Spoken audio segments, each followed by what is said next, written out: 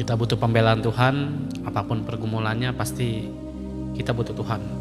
Yuk kita berdoa untuk sore hari ini, biarlah firman Tuhan kita dengarkan.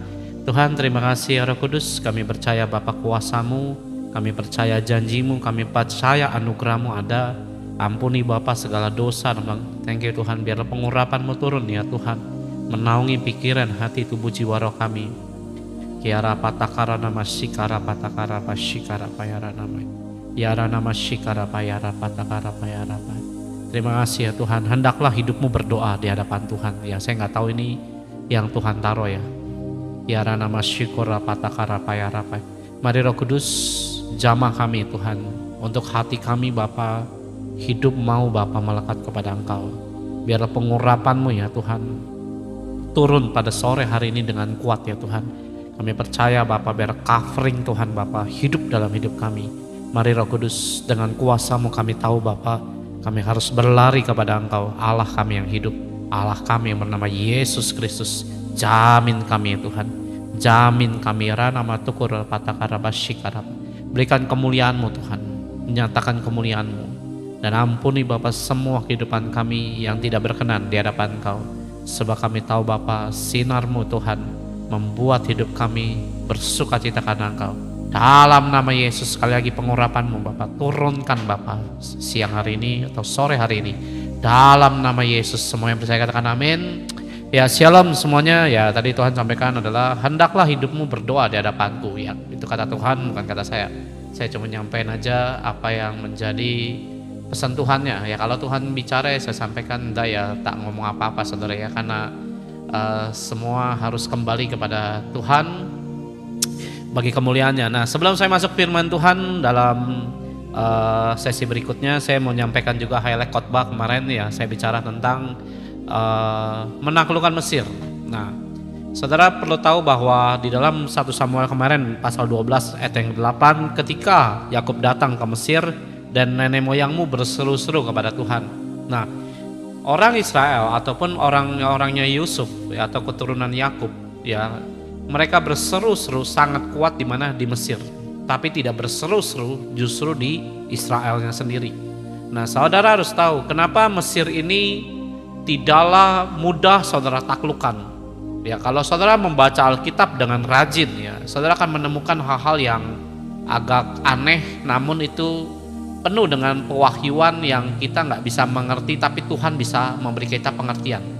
Sebab kita nggak di zaman itu, kita nggak berada di era tersebut, tapi Tuhan ada di berbagai era.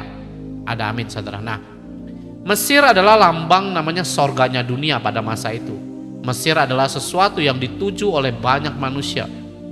Yang sama seperti kemarin saya kasih ilustrasi tentang kayak kita orang Indonesia, semua pulau-pulau ya, kota-kota maunya kemana? Ke Jakarta. Nah maunya karena mungkin kerjaan ada di sini, mungkin keuangan, ekonomi, semua bisa hal-hal yang rasanya sifatnya secara daging enak ada di mana? Di Jakarta. Sama di era pada masa itu Mesir itu lambangnya seperti itu, kurang lebih kayak begitu. Semua orang berbondong-bondong ingin ke Mesir. Herannya kalau saudara tadi saya sampaikan bahwa kalau saudara baca Alkitab, Abraham tidak dikasih namanya izin untuk ke Mesir. Sejak Abraham berangkat ke Mesir, dia hidup dalam kebohongan, penuh dengan kepalsuan. Ya waktu Ishak mau pergi ke Mesir karena kelaparan, karena apa? Kesulitan di bangsa Israel, sehingga dia mau pergi ke Mesir. Dan firman Tuhan di dalam Kejadian pasal 26 ayat yang kedua, Ishak dilarang oleh Tuhan untuk pergi ke Mesir. Dan herannya Yusuf ataupun Yakub ya punya anak boleh pergi ke Mesir. Bahkan Tuhan yang merencanakan seorang Yusuf bisa berangkat ke Mesir, padahal orang tuanya ya ataupun nenek moyangnya tidak boleh ke Mesir. Tapi herannya cucu Abraham ya ataupun juga buyutnya Abraham boleh pergi ke Mesir. Bahkan Yakub ikut ke Mesir juga, yang sebenarnya dua generasi yang di atasnya tidaklah diizinkan. Nah saudara kalau melihat dalam kitab Yeremia, Yeskiel, Yesaya, beberapa orang Israel yang setelah masa pembuangan mereka ingin ke Mesir dan itu dilarang Tuhan. Dan saya nggak mengerti awalnya kenapa Tuhan itu melarang. Nah karena Mesir itu ternyata adalah lambang sorganya dunia pada masa itu. Di sana ada banyak berhala, ada banyak perzinahan, ada banyak namanya sebuah hal-hal yang mendukakan Tuhan. Nah, bukan kita ini tidak boleh tinggal di Mesir sebenarnya. Terbukti Yusuf boleh pergi ke Mesir, bahkan Tuhan sendiri yang merencanakan agar Yusuf bisa pergi ke Mesir. Kenapa Pak? Karena Tuhan terlebih dahulu mempersiapkan Yusuf dalam sisi roh yang tajam, ya kemarin saya sampaikan itu, hatinya dipenuhi dengan namanya takut akan Tuhan terlebih dahulu. Sehingga apa? Sehingga waktu dia berangkat ke Mesir, dia tidak dipengaruhi dengan budaya Mesir. Kenapa? Karena waktu Tuhan bawa bangsa Israel keluar dari Mesir, yang paling sulit bagi Tuhan untuk namanya membimbing menuntun bangsa Israel apa? Kebudayaan Mesirnya dibuang itu susah. Ya Tuhan buka namanya jalan, namanya laut terbelah tuh gampang. Bangkitin orang mati itu bukan hal yang sulit. Ya namanya membuat saudara ya jutaan orang di padang gurun diberi makan itu bukan perkara sulit bagi Tuhan. Tapi kalau saudara lihat cerita namanya kehidupan bangsa Israel ya dengan namanya persungutan, pemberontakan. Kenapa? Karena budaya Mesir masuk. Dan ini yang Tuhan bawa keluar semua sifat watak yang dimana dari Mesir mau disekat Tuhan sampai bersih. Itu yang paling sulit bagi Tuhan. Ya bukan Tuhan yang gak sanggup, namun Tuhan sekali lagi kasih kita kebebasan free will untuk mengikuti Tuhan dengan namanya hati, bukan dengan sekedar namanya perintah yang dimana Tuhan langsung setting berubah begitu aja dengan kemauan Dia. Nah saudara harus bisa namanya mengimbangi ya perintah Tuhan dan kemauan Tuhan. Nah ini yang sulit. Nah begitu juga dengan Tuhan, seringkali namanya Tuhan ingin namanya mempersiapkan hidup saudara. Saudara tidak mau diproses, tidak mau dibentuk, sehingga saudara namanya berjalan dengan dunia, dengan pikiran dunia, ujungnya kamu akan celaka, susah, hidup berantakan, dan kembali kepada Tuhan dengan hidup yang compang-camping, doa belum dijawab, marah-marah dan lain sebagainya. Loh kenapa? Karena kamu dikuasai dunia. Nah inilah yang Tuhan gak menghendaki saudara namanya tanpa persiapan dengan hidup amburadul saudara. Ya boleh nggak Pak hidup kita ini kaya Pak di dunia ini? Boleh aja sebenarnya. Tapi kalau kamu nggak hidup dengan Tuhan, kamu nggak akan punya iman. Terbukti dalam Matius 19 ayat 23, orang kaya sukar masuk kerajaan Tuhan. Ya yang ngomong yang punya kunci kerajaan sorga siapa Pak? Yesus yang bicara. Ya bukan saya, yang ngomong Yesus. Boleh nggak Pak kita hidup dalam kelimpahan? Boleh, tanpa rohanimu namanya diproses Tuhan, hidupmu akan penuh dengan keserakahan dan ketamakan tanpa peduli Tuhan tuh mau apa dalam hidup saudara. Boleh nggak Pak kita pengen punya teknologi yang canggih? Boleh aja. Tapi saudara ngerti nggak? Kita ini perlu berdoa. Sebab kalau saudara semuanya pakai teknologi yang canggih dengan semua namanya hal-hal yang saudara bisa andalkan, saudara bisa mengandalkan Tuhan. Dan firman Tuhan berkata bahwa terkutuklah orang yang mengandalkan manusia. Nah boleh nggak Pak hidup di dalam pemerintahan? Boleh aja, tapi bisa nggak tidak terpengaruh dengan korupsi yang sangat berjamur di bangsa kita ini? Terbukti ada anak Tuhan, kemarin saya sebut lah namanya Ebenezer ya, karena memang di media memang namanya tersebut ya, di berita-berita. Ebenezer itu orang Kristen awalnya ya, dan dia seorang ojek online, masuk ke politik dan diangkat jadi wakil menteri. Waktu dia diangkat jadi wakil menteri, ya ada banyak fasilitas, kelimpahan harta dan bisa salah menggunakan jabatan dan ujungnya memang dia korupsi. Nah setelah dipenjara pindah agama pula apalah. Nah ini yang Tuhan kadang-kadang menahan hidup kita. Bukan Tuhan gak mau saudara memberikan kita blessing yang begitu besar, tapi seringkali kita ini begitu sangat dikuasai dengan hal-hal hawa nafsu ataupun juga yang namanya berkat. Nah Tuhan ingin saudara itu mengendalikan, bukan dikendalikan. Saudara jadi terang, bukan gelap mempengaruhi terangmu. Nah inilah yang saudara harus mengerti. Ikut Tuhan bukan hanya bicara tentang penebusan, ya pengampunan, sorga doang. Bukan, Tuhan juga mempersiapkan semua kehidupan di hidup kita ini untuk jadi kepala, ya bukan ekor kata firman Tuhan. Untuk namanya berkuasa seperti dalam Kejadian 1 ayat 26 dan 28, ya berkuasalah atas bumi. Nah seringkali kita nggak siap berkuasa, malah dikuasai. Nah saya berdoa saudara bisa namanya mengerti kenapa Tuhan itu ingin saudara itu belajar bagaimana takut Tuhan, hidup dengan kuasa Tuhan, dengan power Tuhan. Nah Yusuf ya dipersiapkan secara jasmani ya, shalom semuanya ya. Ya Tuhan mempersiapkan Yusuf itu secara jasmani, ya tanpa bersungut-sungut, ya punya rohani yang begitu hidup dan tajam luar biasa. Tahu dari mana Pak rohaninya begitu luar biasa? Dia bisa menerjemahkan mimpi 3-4 kali, bermimpinya orang diterjemahkan sama dia. Ingat ya, ya saya dalam rohani namanya pelayanan, dalam namanya banyak hal-hal yang saya belajar dari Tuhan dan sedikit punya pengetahuan. Hal yang paling sulit diartikan tuh kadang tuh mimpi. Dan Yusuf tidak kesulitan mengartikan mimpi, juru minum, juru roti. Firaun yang bermimpi, ya dikumpulin orang-orang namanya ahli nujum, ahli ini, ahli itu dan lain sebagainya, tidak ada satupun yang bisa menerjemahkan selain Yusuf. Nah ini yang Tuhan mau saudara perlu tahu, ya akan namanya ingat dunia ini punya kekuatan, punya power, punya kuasa. Nah Tuhan gak mau saudara tuh terkamiri, ikut-ikutan melakukan dosa, sehingga banyak anak Tuhan tuh bilang, oh gak apa-apa kok dosa begini gak apa-apa, dan banyak yang terjerumus, hidupnya hancur berantakan, baru cari Tuhan dengan keadaan udah gembel saudara, ya udah susah, udah mau mati mungkin, baru Tuhan tolong. Nah itu ya harusnya kita bisa mengendalikan keadaan itu. Jangan datang ke hadapan Tuhan cuma model-modelnya yang Tuhan ini masalahku, ya repot sebenarnya Tuhan. Ada kalanya kita ini justru jadi namanya pemecah masalah orang. Loh kenapa Tuhan tuh mengingini itu? Yesus turun jadi pemecah segala kehidupan manusia. Masalahnya bentuk kayak apapun, Yesus bisa memecahkan masalah itu dengan sangat mudah. Nah kita dipakai, memang kita bukan Yesus, kita memang bukan Tuhan, tapi kita ini kan anak Tuhan. Nah Tuhan berkata bahwa apa yang aku kerjakan kamu akan kerjakan. Ya seperti Bapa mengutus aku mengutus, ya Tuhan mengutus kita. Artinya kuasa Tuhan yang Allah dari Allah turun ke Yesus, Yesus juga turun ke kita. Nah kita juga bisa pakai power itu untuk ngapain? Menolong banyak orang, bukannya hidup yang ditolong-tolong terus saudara. Nah itu artinya apa? Hidup saudara tidak punya kemampuan ataupun pengertian tentang iman yang dimana Tuhan mau. Nah saya berdoa itu saudara perlu pelajari. Nah bagaimana menaklukkan Mesir. Nah saudara bisa cari khotbah itu, belum saya posting sih, mungkin nanti malam atau Senin baru diposting. Saudara bisa dengarkan ya, saudara bisa klik nama saya di pojok kiri handphone saudara. Di situ ada banyak khotbah yang saudara bisa melihat dan punya pengertian yang baru. Ya, jadi bukan hanya kita bicara tentang betapa baiknya Yesus. Ya, saya nggak bilang begini Yesus jahat loh ya. Yesus itu memang baik dan luar biasa baik saudara. Tapi ada banyak pengertian-pengertian yang saudara kadang mungkin kita perlu korek dan belajar terus dengan Roh Kudus supaya kita itu menemukan banyak hal-hal yang wahyu di dalam kehidupan kita sebagai orang percaya. Jadi bukan hanya semata-mata kita cuma hidup ya diampuni, ditolong ya.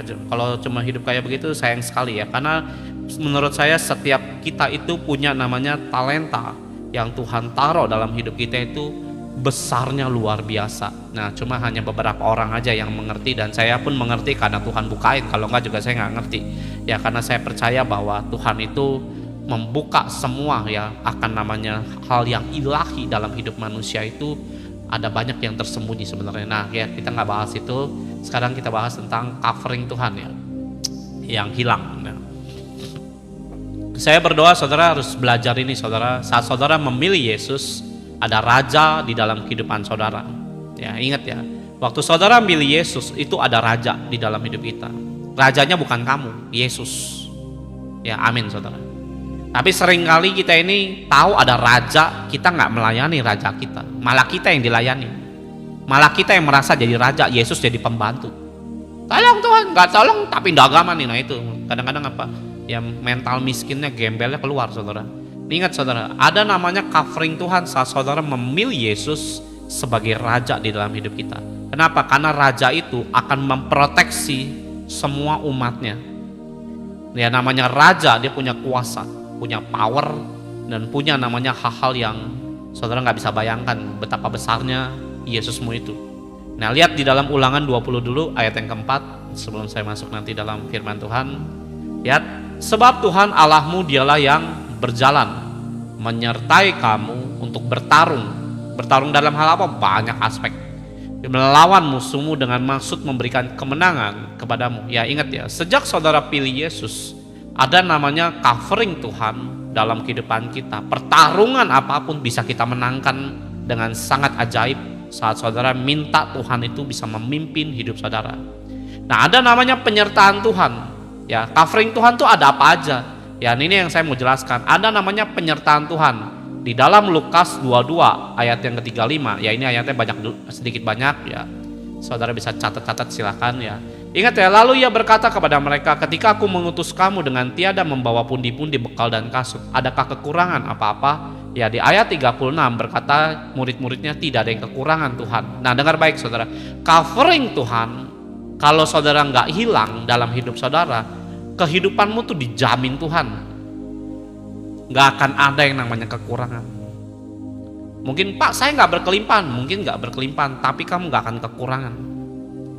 Ya, Alkitab menulis dalam perjanjian lama, Tuhan covering dalam hidup anak-anak Tuhan yang jadi raja seperti Daud, ya seperti Abraham, Ishak, Yakub, Salomo, dan ya ada Rehabiam dan lain sebagainya. Dengar baik saudara, dibuat sangat kaya raya oleh Tuhan. Bahkan 1 Samuel pasal 2 ayat yang 7, 6 dan 7 berkata, Tuhanlah yang membuat kaya dan membuat miskin. Nah, herannya dalam masuk perjanjian baru, Tuhan bukan soal harta, bukan soal uang. Bahkan Yesus hampir tidak pernah bicara tentang uang. Ya, bukan nggak ada, tapi ada, hampir semuanya itu tidak bicara tentang itu. Kenapa? Karena banyak manusia itu menyimpang dan itu keluar dari covering Tuhan. Ya, jadi kalau covering Tuhan itu terjadi, ada penyertaan Tuhan. Nah, penyertaan Tuhan tuh buat apa? Ya, sebuah hal-hal yang saudara udah nggak sanggup, Tuhanlah yang handle semuanya. Ya, saya sedikit kesaksian, suatu hari saya mau pelayanan bawa laptop. Ya, laptop saya waktu itu naik motor di parkiran, saya taruh laptop saya tinggal laptop saya hampir 3 jam saya tinggal. Di situ orang lalu lalang. Ya, itu setelah hampir 3 jam saya baru sadar laptop saya mana, ketinggalan saudara. Dan ketinggalannya bukan di tempat, saya udah pergi ke tempat yang lain saudara, berjarak kurang lebih 3 kilo dari lokasi parkiran saya. Itu udah saya tinggalin. Saya udah makan, udah ini. Ya, habis makan istri saya tanya, mana laptop kita? Emang saya bawa laptop ya? Saya juga lupa saudara. Oh iya, di parkiran motor. Langsung ambil mobil berangkat ke sana. Ya saudara, saya melihat bagaimana penyertaan Tuhan itu bisa ada dalam hidup saya ya. Ya, saya melihat laptop itu belasan juta, mahal bagi saya, mungkin bagi saudara murah. Bagi saya itu mahal, belasan juta, dan nggak hilang sama sekali saudara. Dan saya bersyukur. Kenapa? Itu pasti Tuhan yang memprotek. Kalau enggak ya lenyap saudara. Ya, ada namanya perlindungan Tuhan dari mara bahaya saat saudara di covering Tuhan. Kecelakaan tidak akan namanya membuat hidup saudara itu kehilangan apapun. Saya pernah kejamretan saudara, hilang 1 tas isinya puluhan juta. Ya, tapi Tuhan itu langsung covering semua. Apa yang hilang Tuhan ganti dengan luar biasa saudara. Nah, saudara perlu tahu covering Tuhan itu perlu buat saudara hidupi. Ini bukan hanya bicara, oh saya percaya Pak, ya semua akan ngomong percaya, tapi tindakan kehidupan kita ini yang menentukan saudara itu masuk dalam covering Tuhan atau enggak. Nah, saya berdoa saudara, beberapa orang Kristen ini sebenarnya bisa kehilangan covering Tuhan dan hidup saudara begitu susah dan tidak ada damai sejahtera. Ya, ingat saudara ya, rumah tangga saudara bisa kacau, pernikahanmu bisa di ujung tanduk, hidup kering, usaha sepi, pusing mikirin hutang. Ini jangan di spam saudara ya.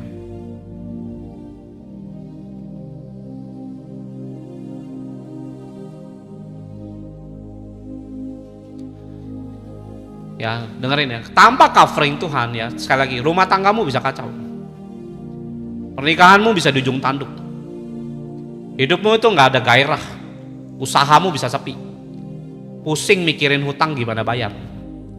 Hakikatnya saudara sebagai orang Kristen ya, tahu harus ngikut Tuhan, tapi waktu saudara sudah jadi orang Kristen nggak punya arah kehidupan, musuh di mana-mana.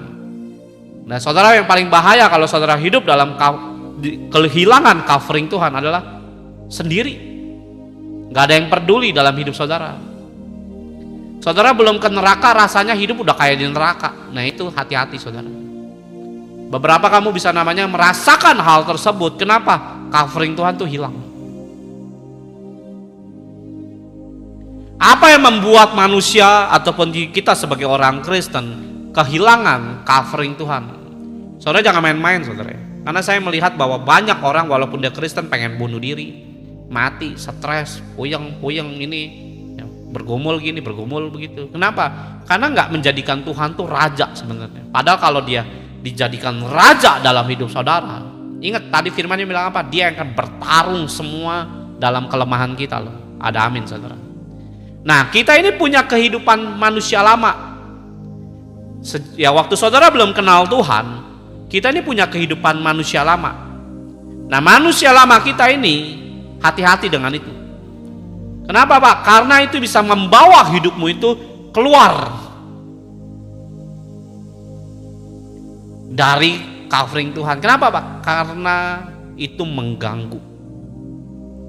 Dan dengar baik ya, setan gak pernah mengingini hidupmu itu dalam proteksi Tuhan. Nah sayangnya anak-anak Tuhan kurang menyadari hal ini.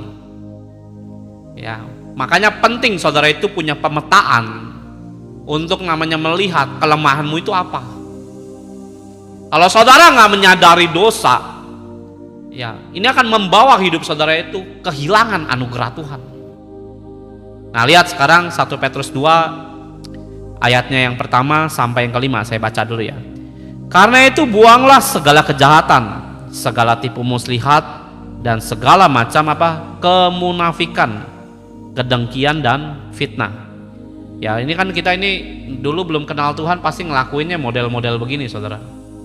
Ya 1 Petrus 2 ayatnya yang pertama. Ya karena itu buanglah semua, ya segala atau semua kejahatan, semua tipu muslihat, semua macam kemunafikan, kedengkian, fitnah. Ya dengar baik saudara, ayat 2.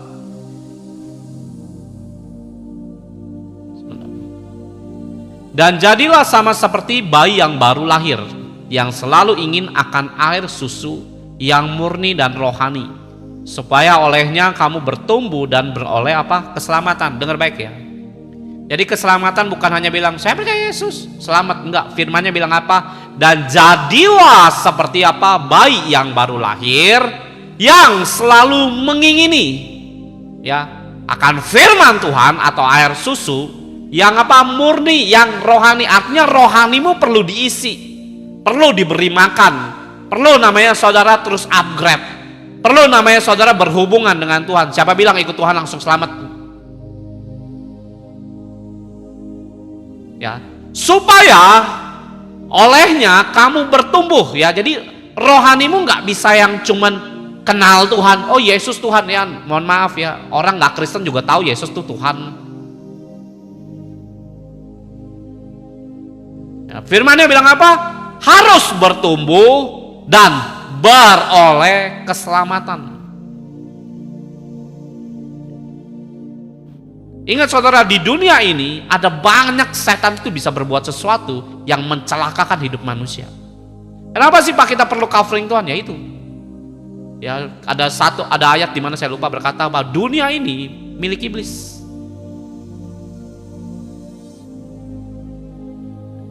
Ya Yesus belum ambil alih. Bumi ini belum diambil alih. Nanti sampai di kitab Wahyu saudara bisa baca dan renungkan. Ya jadi Tuhan itu masih belum ambil alih bumi ini. Bumi ini masih dalam kekuasaannya iblis. Tapi iblis bisa dikalahkan oleh Yesus. Karena Yesus sudah ngambil kunci maut. Ya, akan namanya nama Tuhan diberi kuasa seperti dalam Filipi 2. Supaya dalam nama Yesus bertekuk lutut yang ada di langit dan yang ada di atas bumi dan yang ada di bawah bumi. Nah, dalam kekuasaan Tuhan, Tuhan belum ambil alih bumi. Kenapa, Pak? Dibiarkan manusia itu memilih jalannya, mau ke sorga, mau covering Tuhan, atau kamu mau hidup dalam dosa semau-mau saudara.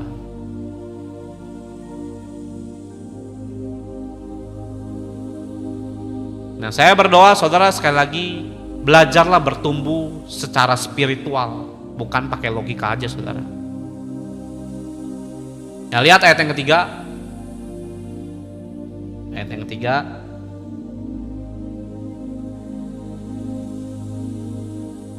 Jika kamu benar-benar telah mengecap kebaikan Tuhan, ayat 4, dan datanglah kepadanya batu yang hidup itu yang memang dibuang oleh manusia tetapi dipilih dan dihormati di hadirat Allah. Ayat 5. Ya, dan biarlah kamu juga dipergunakan sebagai batu hidup untuk pembangunan suatu rumah rohani. Nah, dengar baik saudara. Untuk namanya hidup saudara punya covering Tuhan, rohanimu tuh harus dibangun. Ya. Harus dibangun dan harus berhubungan dengan Tuhan.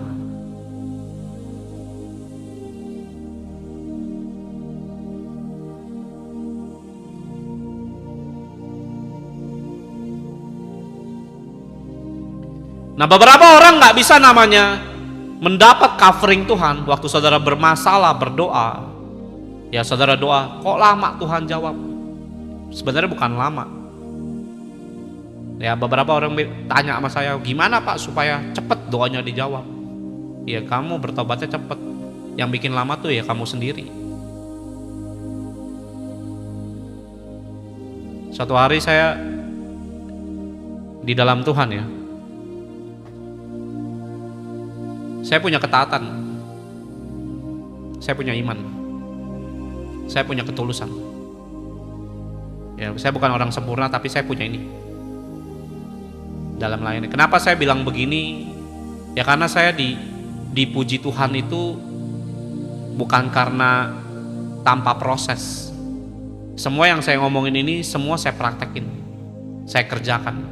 Itu sebabnya saya dapat nilai ibaratnya di hadapan Tuhan. Suatu hari saya sakit.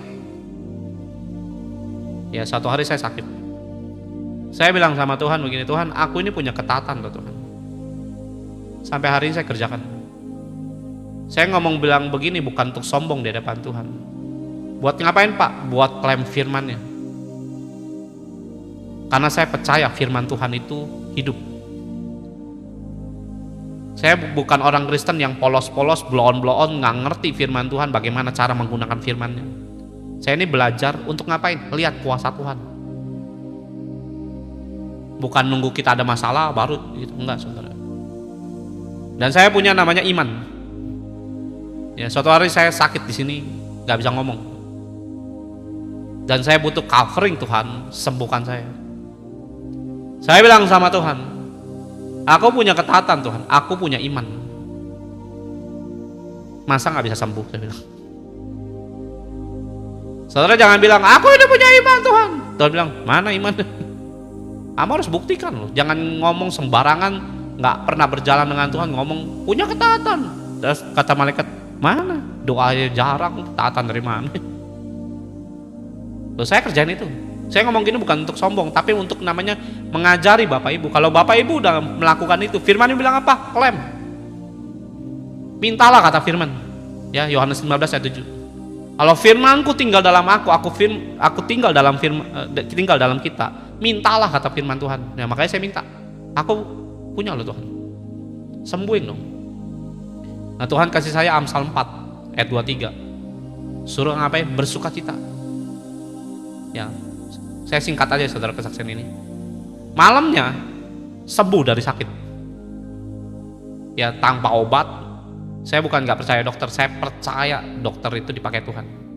Tapi seringkali saya menghadap Tuhan lebih dahulu. Dokter nomor 2. Kalau saya, ya ada orang kan yang dokter dulu, ya silakan tuh kalian. Kalau saya enggak, Tuhan dulu saya ngadep. Ya kalau Tuhan suruh ke dokter ya ke dokter saudara. Ya jangan ngel-ngelan saudara. Ya saya pernah sakit jantung. Saya bilang sama Tuhan, panggil Tuhan hidup saya kalau memang saya sudah selesai pelayanan. Mati aja Tuhan. Ya, orang firman-Nya bilang apa? Siapa yang menyayangkan nyawanya dia akan mati saudara. Tapi siapa yang namanya tidak menyayangkan nyawanya dia akan memiliki nyawa itu. Ya saya bilang Tuhan, mau matilah Tuhan. Jantung saya kayak diremes-remes, sakit luar biasa saudara. Ya, saya paling takut tuh sakit sejujurnya. Ya diremes-remes, sakit, napasnya susah saudara. Ya doanya minta disembuhin, enggak, saya nggak minta disembuhin, saya cuma bilang panggil pulang kalau memang udah selesai. Malah sembuh sendiri saudara. Nggak ngecek pak ke dokter, nggak usah cek saudara udah. Kalau memang waktunya mati aja lah saudara. Ya hidup dengan Tuhan harusnya begitu saudara ya, mati adalah keuntungan. Hidup untuk Kristus ya, mati adalah keuntungan. Ada amin saudara. Kalau saya ngomong begini udah jalanin saudara, bukan belum jalanin ngomong mati adalah keuntungan. Saya udah jalanin dan ya makanya berani ngomong. Kalau enggak ya kan penipu saudara kayak gitu. Ya amin saudara. Nah dengerin baik saudara ya. Kita butuh covering Tuhan dalam situasi-situasi yang sulit. Nah, makanya kenapa ya tadi Tuhan bicara dengan ya tadi saya melihat sesuatu tuh ada yang kayak emas berkilau-kilauan muncul dengan ajaib. Apa itu Pak? Ya nanti aja kita bahasnya. Ya Tuhan sampaikan apa? Hiduplah di hadapanku. Berdoalah di hadapanku. Ya hidup berdoalah di hadapanku. Lebih tepatnya begitu. Saya berdoa Bapak Ibu tuh ya bukan jadi orang Kristen yang cuma nongkrong di TikTok ya, nongkrong di sosial media ini dan itu.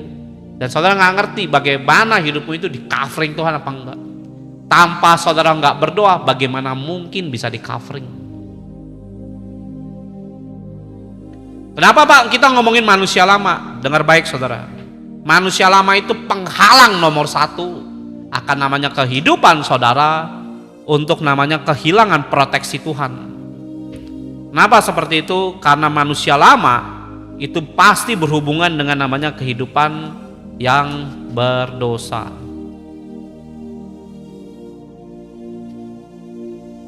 Sebentar saudara, saya cari ayat dulu.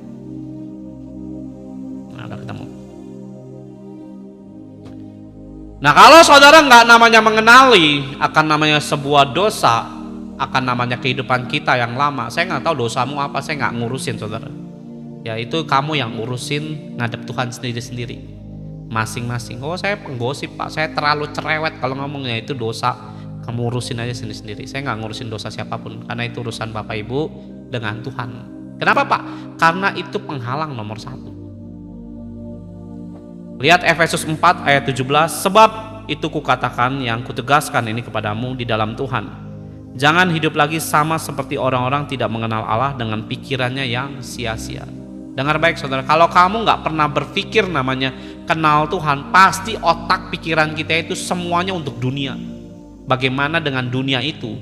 Saudara minta covering Tuhan, susah saudara bisa dapat itu. Ya di dalam Yakobus 4 ayat 4 berkata bahwa apa?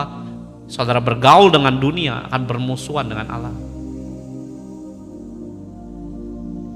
Saya rindu saudara itu harus tahu bahwa covering Tuhan itu ada dan bisa tidak.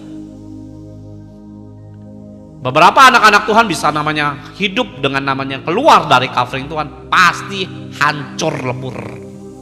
Bukan nyumpain, saya udah lihat sendiri. Nah kalau saudara nggak memperbaiki hari ini, tambah parah loh itu.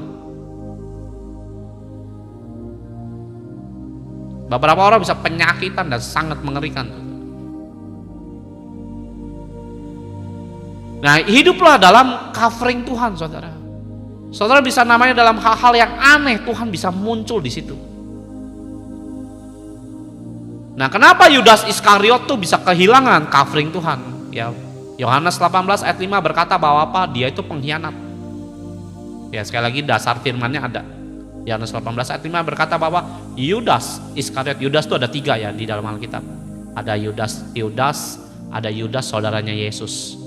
Ya, saudara tirinya Yesus juga ada namanya Yudas. Nah, Yudas ini bapaknya namanya Simon Iskariot, bukan Petrus ya, bukan.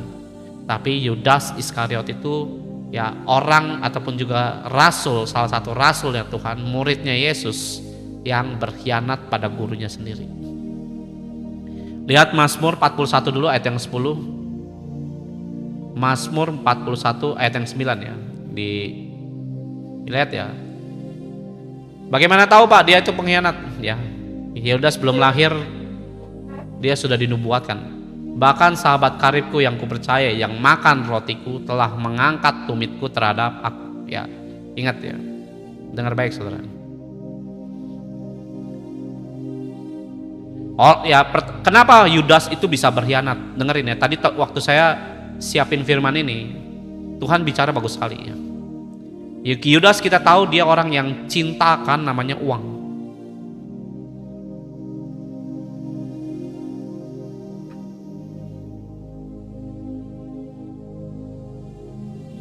Nah kalau kepahitan jangan komentar di sini lah ya. Ya kalau kepahitan makannya pahitanmu sendiri, itu siapa namanya? Ibu Maria atau apa siapa lah. Ya, kalau kepahitan jangan di sini. Kalau kepahitan makan tuh kepahitanmu sono. Ya dengerin ya. Yudas Iskariot cinta akan uang. Dan Tuhan sampaikan begini. Ya. Cinta akan uang. Ya, kamu harus tahu kamu ini cinta apa enggak. Saya udah berkali-kali bicara bahwa saya ini termasuk orang yang cinta akan uang. Dulu itu salah satu kelemahan dan dosa saya. Nggak malu Pak diceritakan, nggak usah malu saudara, ngomong aja apa adanya. Ya terima kasih. Ditutup-tutupin malah tambah bahaya. Ya, kalau saya ngomong belak-belakan aja saudara. Saya orang yang cinta uang. Saya di dalam Tuhan nggak berani saudara berurusan dengan uang, takut saya. Hidup perlu uang, tapi jangan mengandalkan semua tuh uang saudara. Nah Tuhan sampaikan begini, cinta akan uang, kamu akan mengkhianati semua orang, termasuk Tuhanmu.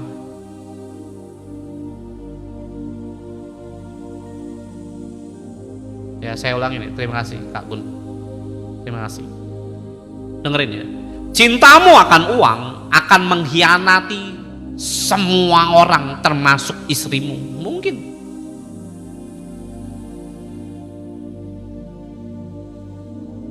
Kamu akan menyembah satu Tuhan. Ya, firman Tuhan berkata kamu tidak mungkin menyembah dua Tuhan. Artinya nih, ada Tuhan Yesus, ada Tuhan namanya uang atau mamon. Ya, Yesus aja bisa tergantikan, apalagi cuma manusia di sekeliling hidup kita. Karena uang itu dianggap juga Tuhan. Apa yang membuat coveringmu hilang? Salah satunya uang. Ya, dengan uang saudara misalnya, mohon maaf ya, kita misalnya punya uang. Ya sama orang yang nggak punya uang. Orang yang punya uang misalnya mau beli handphone, ya harga ya mau beli motor lah, contoh beli motor. Harga 25 juta lah anggap. Orang yang punya uang nggak perlu berdoa saudara, tinggal beli.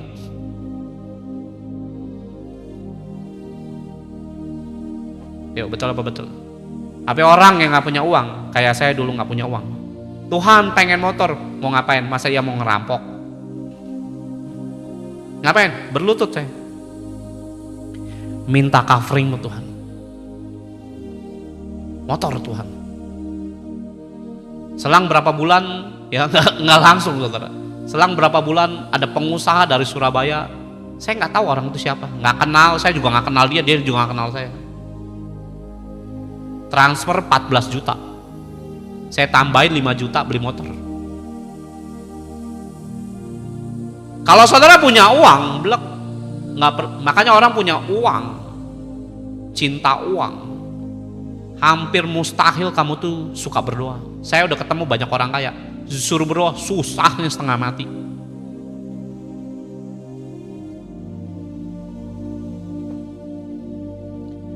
Dalam perjanjian lama, ya tadi saya sudah sebutin, Abraham, Ishak, Yakub, Salomo, Daud, ya Saul, gembel semua dibuat kaya raya sama Tuhan. Dalam perjanjian baru tidak ada satupun tokoh di Alkitab dibuat kaya raya sama Tuhan. Kenapa? Firman Tuhan bilang apa? Jahat.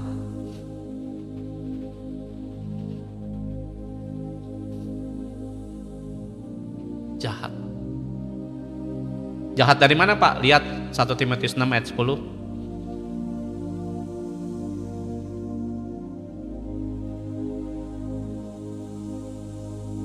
Karena akar segala kejahatan apa? Cinta uang. Ya, ini udah ayat terkenal lah ya. Tapi saya bacainnya sampai habis. Ya, akar segala kejahatan apa? Cinta uang. Bukan berarti kita nggak boleh punya uang saudara ya. Boleh.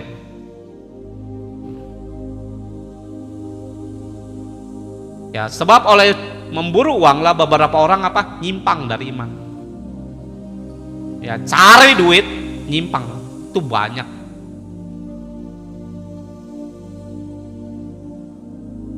Ya, orang cinta uang membuka pintu hatimu masuk kejahatan saudara. Ya saya udah ceritain bagaimana saya dulu hidup jahatnya kayak apa. Kenapa? Duit. Orang berselingkuh karena apa? Pasti karena uang. Rata-rata begitu. Orang jual diri kenapa? Duit. Ya orang jadi LC kenapa? Duit. Rumah tangga dihanati kenapa? Ya kadang salah satunya apa? Ya uang. Kamu bisa mengkhianati istrimu kenapa? Duit. Sebenarnya yang kamu hianatin bukan istri, Tuhan yang kamu hianatin. Kamu nikah di gereja ya, dalam nama Bapa, Putra, dan Roh Kudus, dalam nama Yesus, sejak hari ini kamu sudah dipersatukan oleh Tuhan dan tidak ada yang memisahkan selain maut. Amin. Ya, perjalanan pernikahan 5 tahun bercerai, saudara.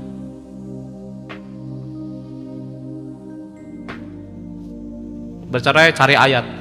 Boleh bercerai ini. Cari ayat pendukung, saudara.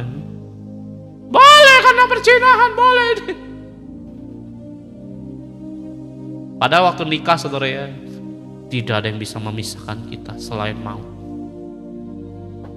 Kamu tahu, robek covering hidupmu. Saudara jangan bilang bahwa oh saya orang setia Pak. Yudas juga saya yakin akan ngomong yang sama.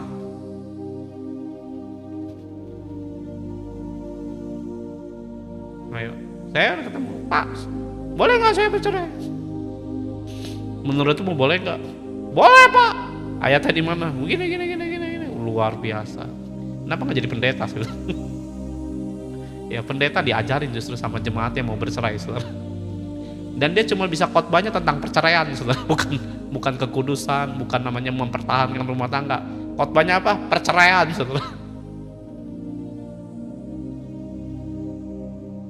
Yudas waktu dia melayani Tuhan ya, ingat ya, Yudas itu tangking setan loh, ada ayatnya loh. Ya Yudas melayani Yesus, ya diutus 2 orang demi 2 orang ya. Murid-muridnya ini ngapain? Banyak orang dilepaskan dari ikatan setan. Siapa? Salah satunya Yudas. Yudas itu lebih hebat dari Bapak Ibu. Tapi kelemahannya akan cinta akan uang tidak pernah beres di dalam.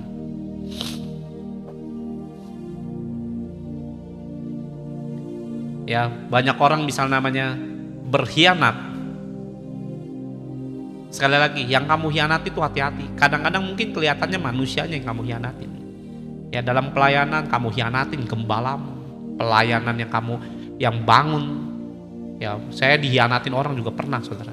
Ingat ya, kadang-kadang yang kamu hianatin mungkin nampaknya manusia, tapi di balik manusia itu ada Tuhannya loh. Dan Yudas berkhianat pada Yesus. Di balik Yesus ada Allah Bapa.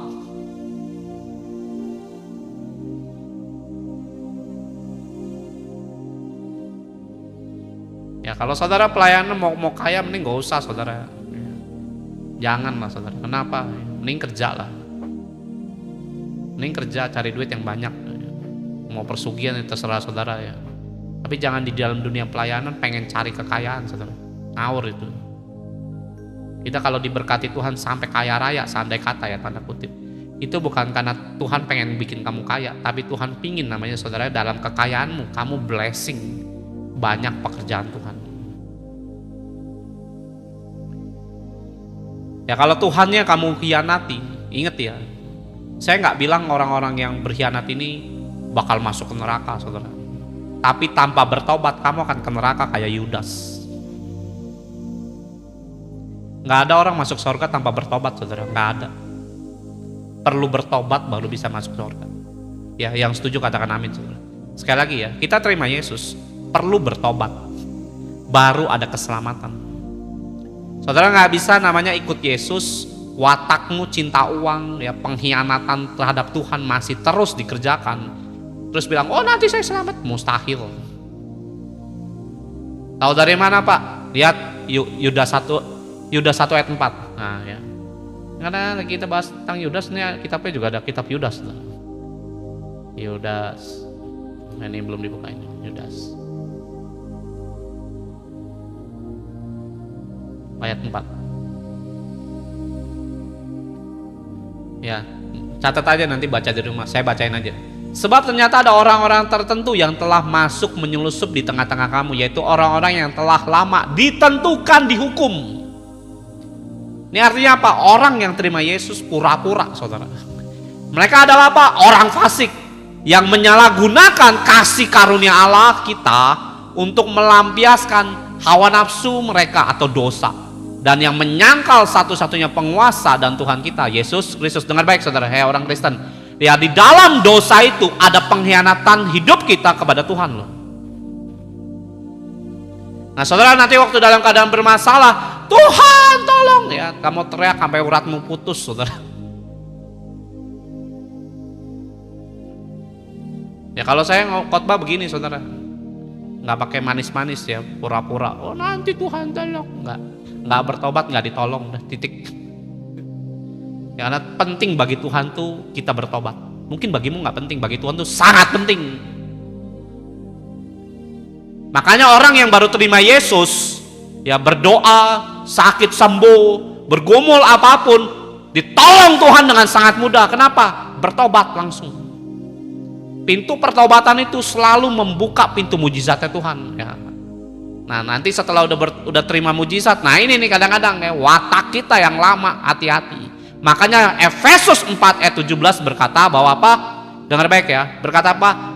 Buanglah sebuah perbuatanmu yang sia-sia itu. Kenapa? Semuanya itu bodoh. Makanya Paulus berkata, sampah gitu semua.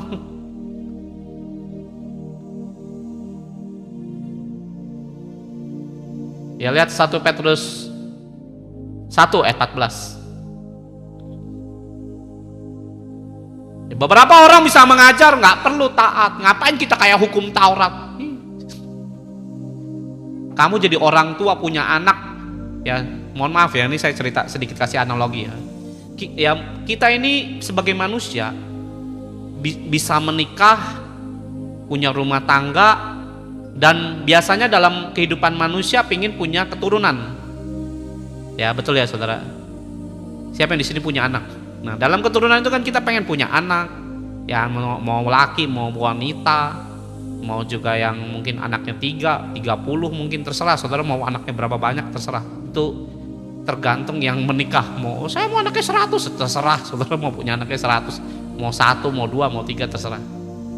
Ya zaman dulu kepercayaan semakin banyak anak semakin banyak rezeki saudara. Kalau sekarang makin banyak makin pusing saudara. Ya dengerin ya, kalau kamu punya anak, ya setiap kamu kasih perintah, kasih aturan dalam rumah tanggamu sebagai orang tua, ya harus sekolah. Nggak mau saya sekolah. Ayo nak makan nak, nggak mau saya. Mau puasa aja. Ya puasanya kagak jelas saudara. Ayo nak minum nak, ya saya maunya alkohol kalau mau minum. Semua perintahmu dilanggar sama anakmu, bahagia kamu jadi orang tua. Ayo sekolah, gak mau, bolos aja. Ayo pakai baju, dirobek-robekin. Kira-kira kamu jadi orang tua bahagia gak punya anak kayak begitu? Setiap perintahmu dilanggar dan tidak ditaati. Ya kalau kamu bilang bahagia apa? Itu orang tua sableng itu namanya. Ya shalom. Ya nggak ada orang tua yang bahagia anaknya nggak taat, nggak ada saudara. Ya saudara harus namanya tahu. Setiap kita bilang, ayo nak tidur jam 8, jam 9 mungkin ya. Kalau zaman saya dulu masih kecil gitu, tidur jam 9, udah malam tidur. Saudara tidur jam 3 pagi, jam 4 saudara sambil ngerokok. Oh ya umur 5 tahun ngerokok saudara. Ya kalau sekarang sambil main game sampai subuh.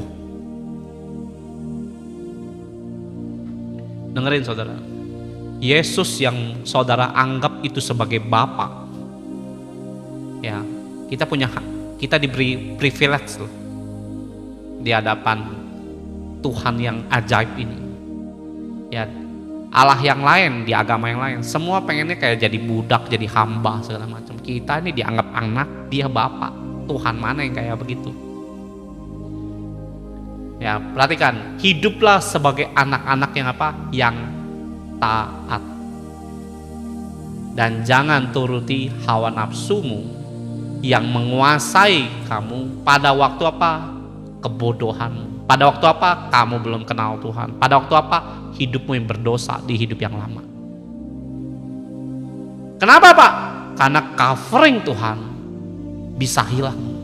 Jangan dipikir, oh tetap saya percaya. Silakan Bapak Ibu percaya, tapi buktiin banyak orang Kristen tuh susah hidupnya.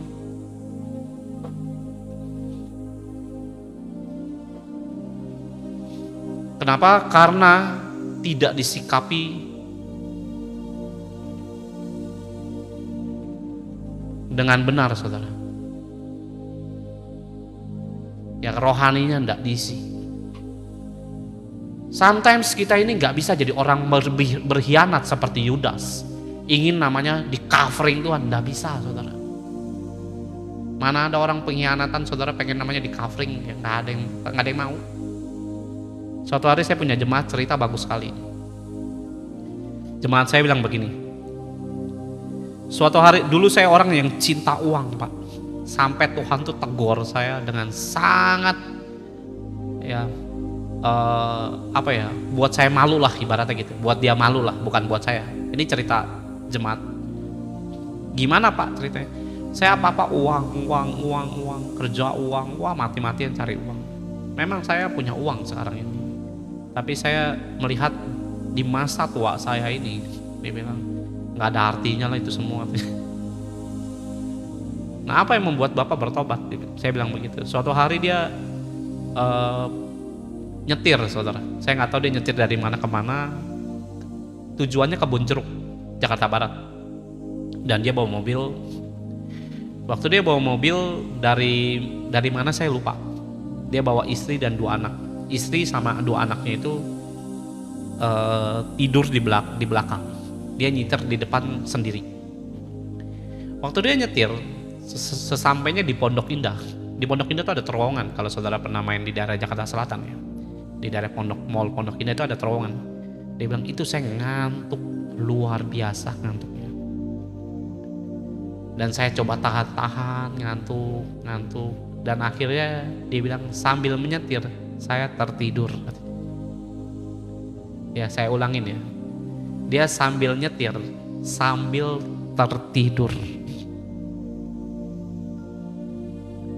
Kira-kira kalau orang nyetir sambil tidur terjadi apa, saudara? Ngantuk, saudara. Udah jam 12 malam dia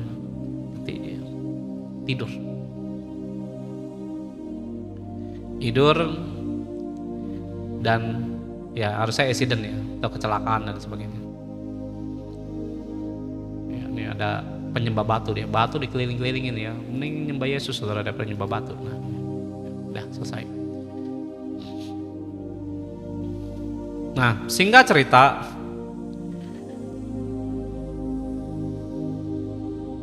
dia melek kurang lebih 30 menitan. 30 menitan dia melek, saudara. Karena apa? Mobilnya berhenti. Gitu, ngerem mendadak. Dan dia melek mata, udah berada di depan rumahnya dia. Anda mau percaya nggak percaya itu terserah ya. Tapi ini kesaksian beliau bagi saya. Masa sih Pak? Ya kita lihat lumpuh berjalan tuh udah sering lah. Ya orang sakit sembuh kayak saya sakit sembuh udah sering. Ketemu perkara yang aneh begini tuh sampai saya juga mikir. Dia bilang Pak kalau saya bohong dosa Pak. Itu kalau enggak saya bilang mati saya mungkin. Itu dia nyetir sampai di terowongan dari terowongan itu sampai ke Kebun Jeruk itu masih berapa puluh kilometer saudara. Kurang lebih 30 menitan baru nyampe. Itu udah jam 12 udah sepi. Dia nyetir sambil tertidur melek mata di depan rumahnya dia. Dia langsung turun, dia bangunin istrinya, gendong 2 anaknya yang perempuan, dibawa masuk ke rumahnya. Ya selesai semua udah masuk kamar, dia berlutut di depan ruang tamu rumahnya. Dia berlutut, dia bilang, Tuhan, Aku tahu itu engkau. Kalau enggak hari ini sekeluarga aku mati. Bisa mati saudara. Kecepatan 60 sampai 80. Wah, karena sepi. Dia bilang kalau itu bukan Tuhan Pak, mati saya semua itu. Dan akhirnya waktu dia berlutut, dia menyembah Tuhan, dia berdoa saudara. Ya, ajaib ya saudara ya. Ada amin ya saudara. Ya, beri kemuliaan dulu lah bagi Yesus, karena dengar cerita ini wah saya bilang merinding saya dengar. Saya bilang masa Pak? Betul Pak, dia bilang. Itu saya nyetir sambil tidur, melek-melek di depan rumah. Saya berlutut, saya nangis, dia bilang. Dan dia dengar suara Tuhan ngomong begini, lihat, nyawamu pun aku pelihara, tapi yang kau pikirkan uang, uang, uang, dan uang. Saya berdoa Bapak Ibu tuh bertobatlah dari hidup kita ini yang kadang-kadang gak seirama dengan hatinya Tuhan. Dia bilang gitu, Tuhan bicara begini, lihat, nyawamu pun aku pelihara, aku jagai nyawamu. Tapi yang kau pikirkan uang, uang, dan uang. Kapan kau mikirin aku? Itu kata Tuhan yang dia saksiin ke saya itu. Ya, Bapak Ibu mungkin nggak bilang, wah dahsyat Tuhan. Sadarlah hari ini. Kadang-kadang covering Tuhan itu bisa muncul dengan hebat dan luar biasa. Seringkali kitanya ini yang berkhianat. Ya, karena apa? Wah. Tuhan bukannya nggak pernah tegur Yudas loh. Yudas beberapa kali itu ditegur Tuhan. Tapi tidak sadar. Ya, orang cinta uang tuh susah ditegur. Ya, saya ketemu beberapa orang ngomongin susah saudara. Ya, lebih baik udah biarin aja.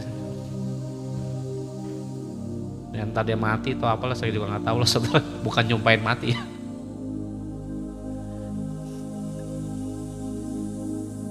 Ya, di awal tadi kita berdoa ya. Tadi kan saya sebelum khotbah saya berdoa. Tuhan sampaikan begini, mungkin teman-teman di sini beberapa yang baru masuk.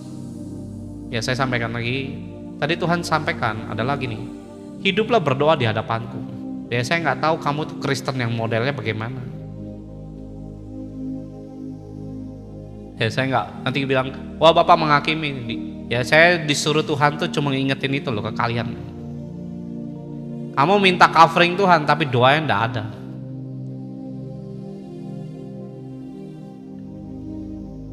Saya dulu pelayanan ya.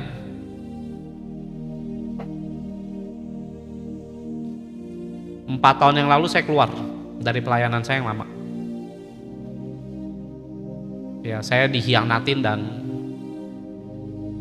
dijelek-jelekin segala macam. Saya nggak lawan sama sekali. Saya nggak lawan, saya nggak berargumen, nggak mau. Saya diem aja. Seperti Yesus mau disalib ya disalib aja udah. Dia omong gini, saya nggak lawan sama dia. Diem saya sama istri saya. Dia omongin ini, diem aja udah. Terserah lah mau ngomong apa ya terserah lah. Dan sampai akhirnya saya keluar dari pelayanan itu. Ya, di situ saya belajar banyak hal, belajar penundukan diri saya di situ juga. Ya, saya keluar itu dalam banyak tekanan pun nggak pernah saya ngomong, saya keluar. Karena saya tahu panggilan saya di situ, melayani. Ya, kecuali ada orang bilang keluar, saya keluar udah. Saya mau begitu saudara. Kalau orang bilang keluar saya. Kalau nggak ada omongan gitu ya diem aja udah. Terusin aja di situ. Mau digesek kayak apapun di situ saya. Kenapa? Ada hal yang dulu saya nggak mengerti itu begini. Kalau saya keluar, covering Tuhan tuh gimana? Itu mungkin bagi banyak orang Kristen tuh nggak ngerti tentang itu dan nggak tahu betapa berharganya itu. Bagi saya itu berharga. Saya dengan di situ saya hidup tuh wah luar biasa dibela Tuhan. Nah, singkat cerita pemimpinnya bilang keluar.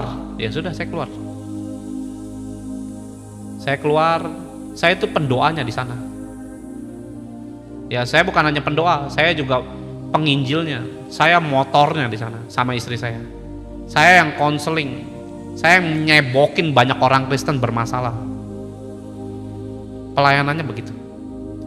Ya, saya juga, ya ini semua Tuhan ya, bukan saya ngomong ini saya ini berarti seolah-olah saya yang Tuhan, bukan ya. Saya pelayanan di sana itu begitu, nyebokin banyak masalah hidup orang. Ya, bersihin kotoran hidup orang.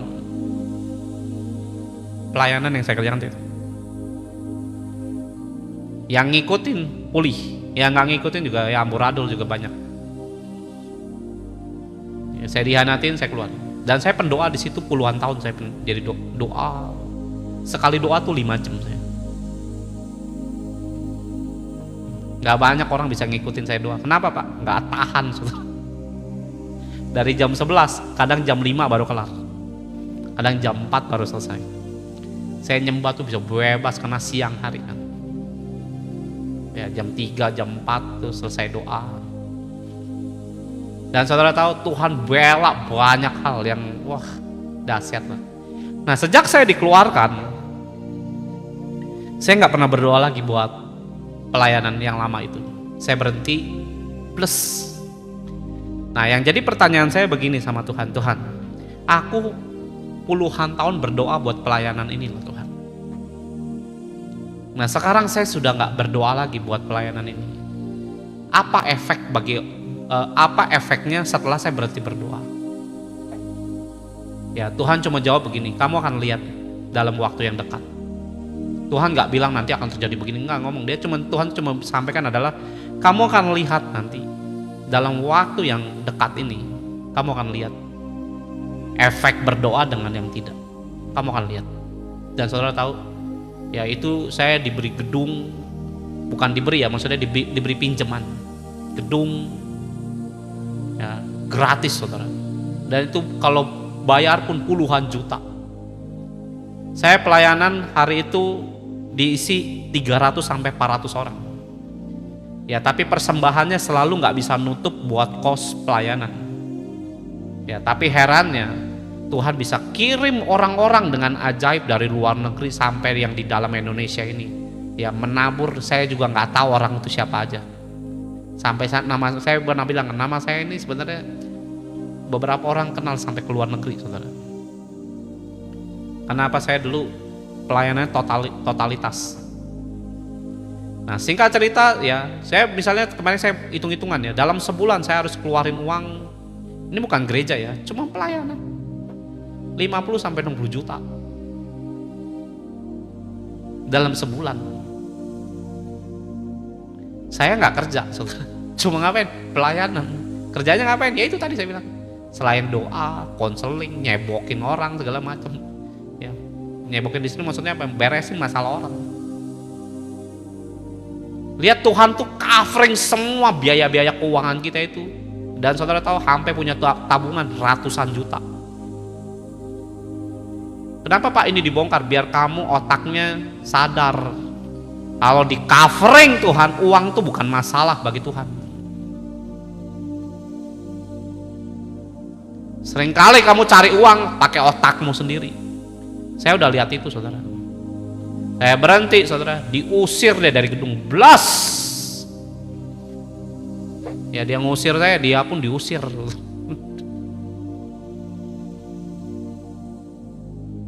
Gak ada gaji, gak ada gaji.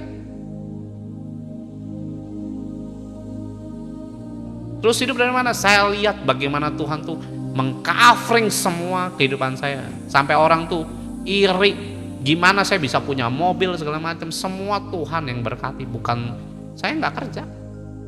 Kerjaan saya cuma ngapain? Ngerjain pekerjaan dia. Kamu cari uang dengan otakmu mikir.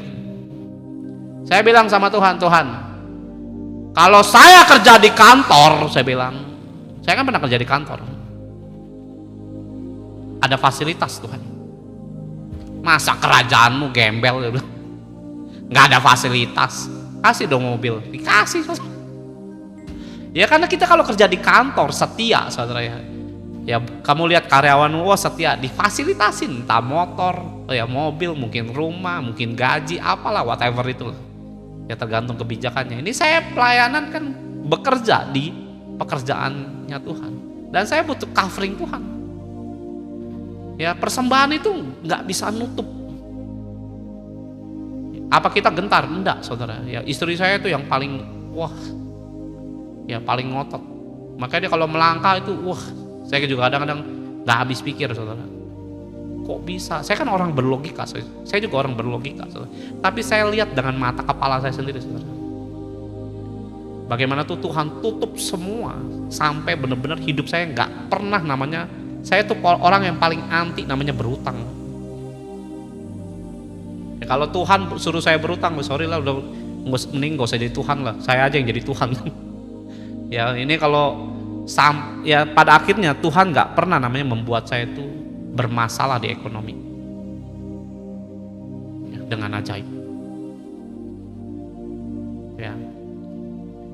Itu sampai orang tuh ngitung, suruh begini. Ini bukan gereja loh, ini cuma pelayanan yang menurut saya kadang nggak jelas, bisa dibilang liar lah. Kenapa? Nggak ada tudung resminya.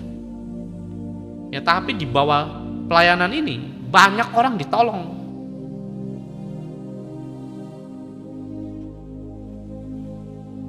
Kelihatannya memang nggak resmi. Ya kalau jadi gereja ya mending, saudara, punya legalitas. Orang tahu harus perpuluhan. Ini saya ibadah cuma sebulan sekali. Nggak tiap minggu ya, cuma sebulan sekali. Pengeluarannya tuh gede, saudara. Ya sampai namanya sapam aja tuh ya, kita perhatiin, saudara. Sampai sapam itu, begini sama kita. Kenapa? Karena saya kalau pelayanan, sampai yang mohon maaf ya, sampai pembantu pun semua saya perhatiin. Yang cuma ngepel, yang beresin sampah, mau yang cuma depan gerbang, semua saya perhatiin. Nggak ada. Ya istri saya perhatiin semuanya, sedetail-detailnya yang nggak kelihatan oleh mata manusia. Ya kita lihat sampai sedetail itu. Ya ingat ya, setan tuh nggak suka. Dia acak-acak. Selesai itu saya berhenti berdoa buat pelayanan itu, saudara tahu, hancur sekarang. Saya nggak pernah ngutukin, saya nggak pernah nyumpahin, saya nggak pernah bilang, tanpa saya kamu akan gini. Nggak pernah, saudara. Saya tahu itu semua Tuhan dan bukan saya. Dan yang saya tanya sama Tuhan tuh gini, apa sih efek doa itu? Setelah saya berhenti berdoa, ya rata semua, terus habis. Makanya betul, saudara, kata pendoa-pendoa zaman dulu ya. Pendoa itu adalah senjata utama orang Kristen. Tapi orang Kristen gebleknya setengah mati, doa aja malesnya ujub buneng. Kalau hari ini hidupmu nggak bisa covering Tuhan, kenapa? Salah satunya yang Tuhan ingatkan hari ini adalah bagaimana kamu harus duduk diam di bawah kaki Tuhan.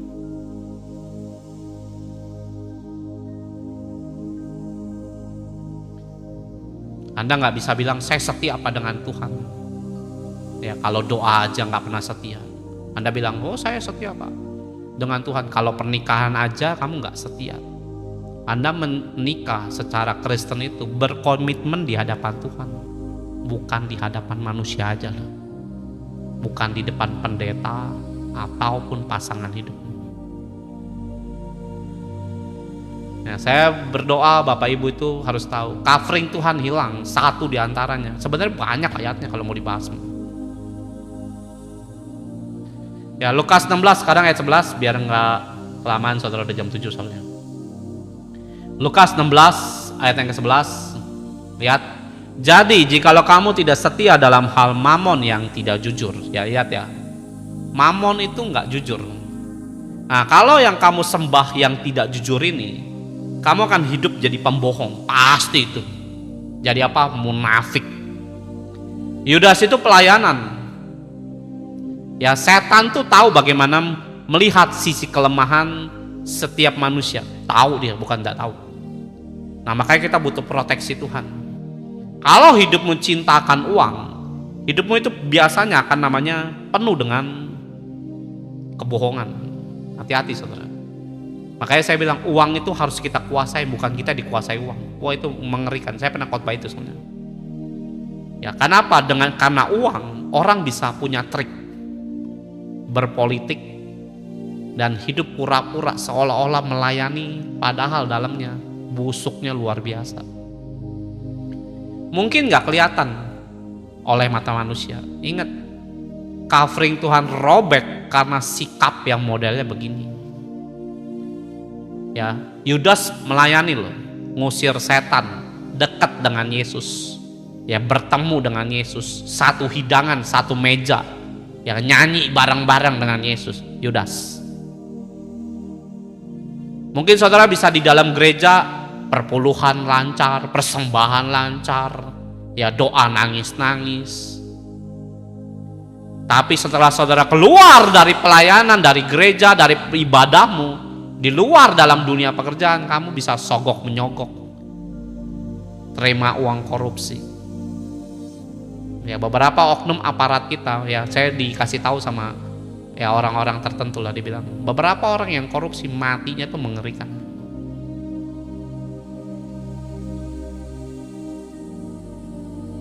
Termasuk oknumnya itu ya orang Kristen juga, walaupun Kristen saudara. Makanya nggak bisa bilang wah Tuhan itu nanti akan proteksi kita.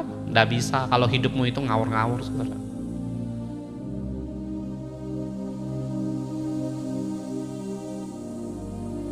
Ya kita bisa nangis-nangis haleluya puji Tuhan di gereja, di luar main dukun juga.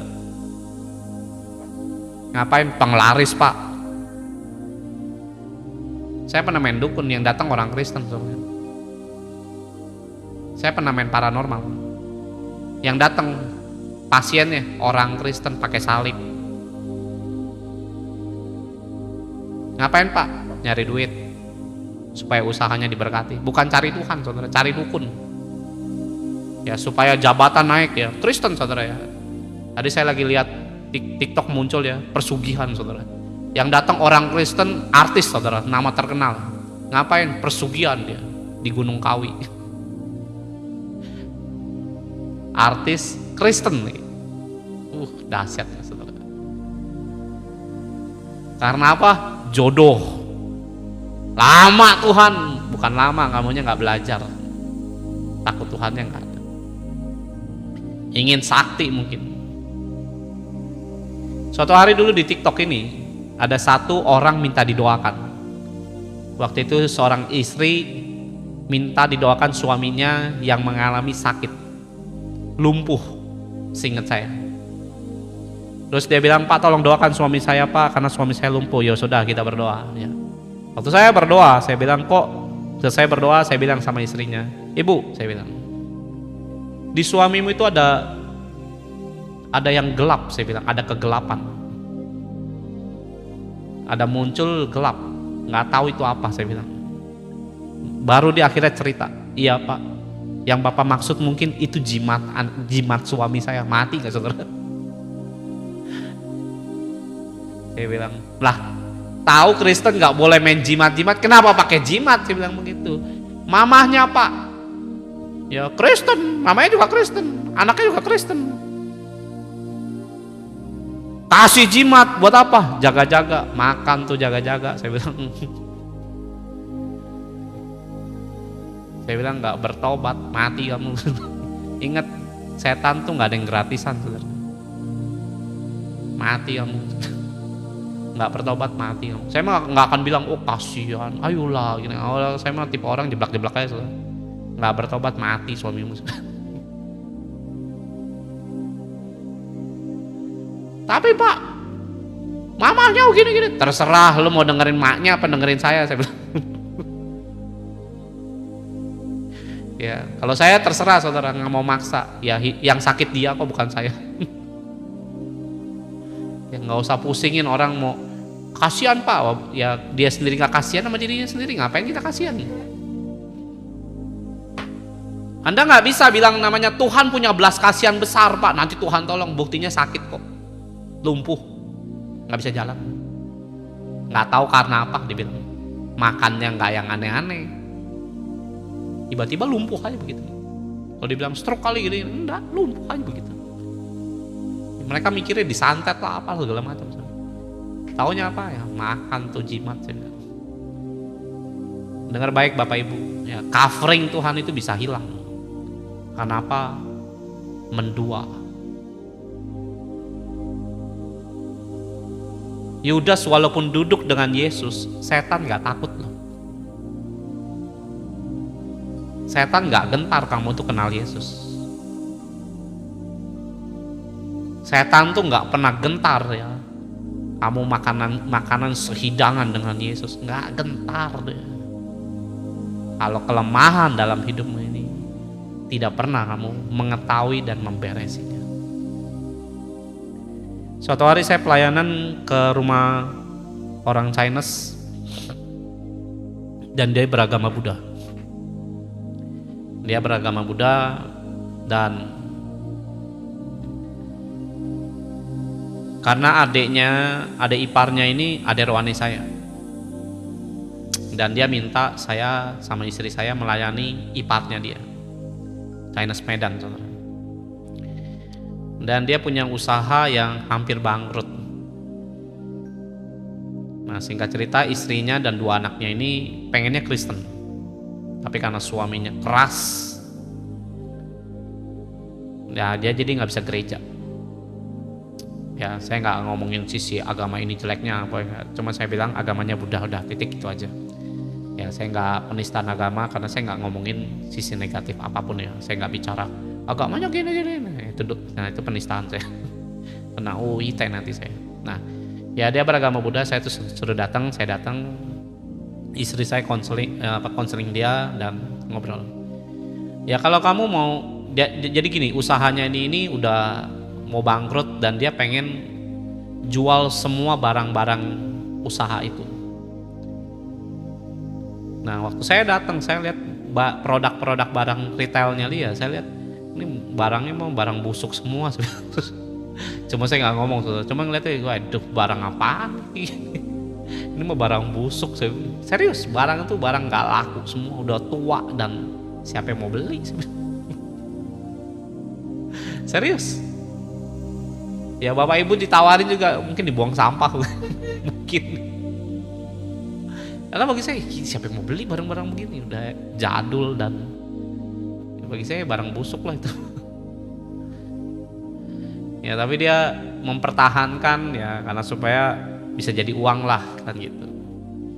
Dan akhirnya istri saya ngomong, boleh dalam Tuhan harus gini gitulah. Dan dia bilang iya pak, ya kok, ya ce, mau. Akhirnya kita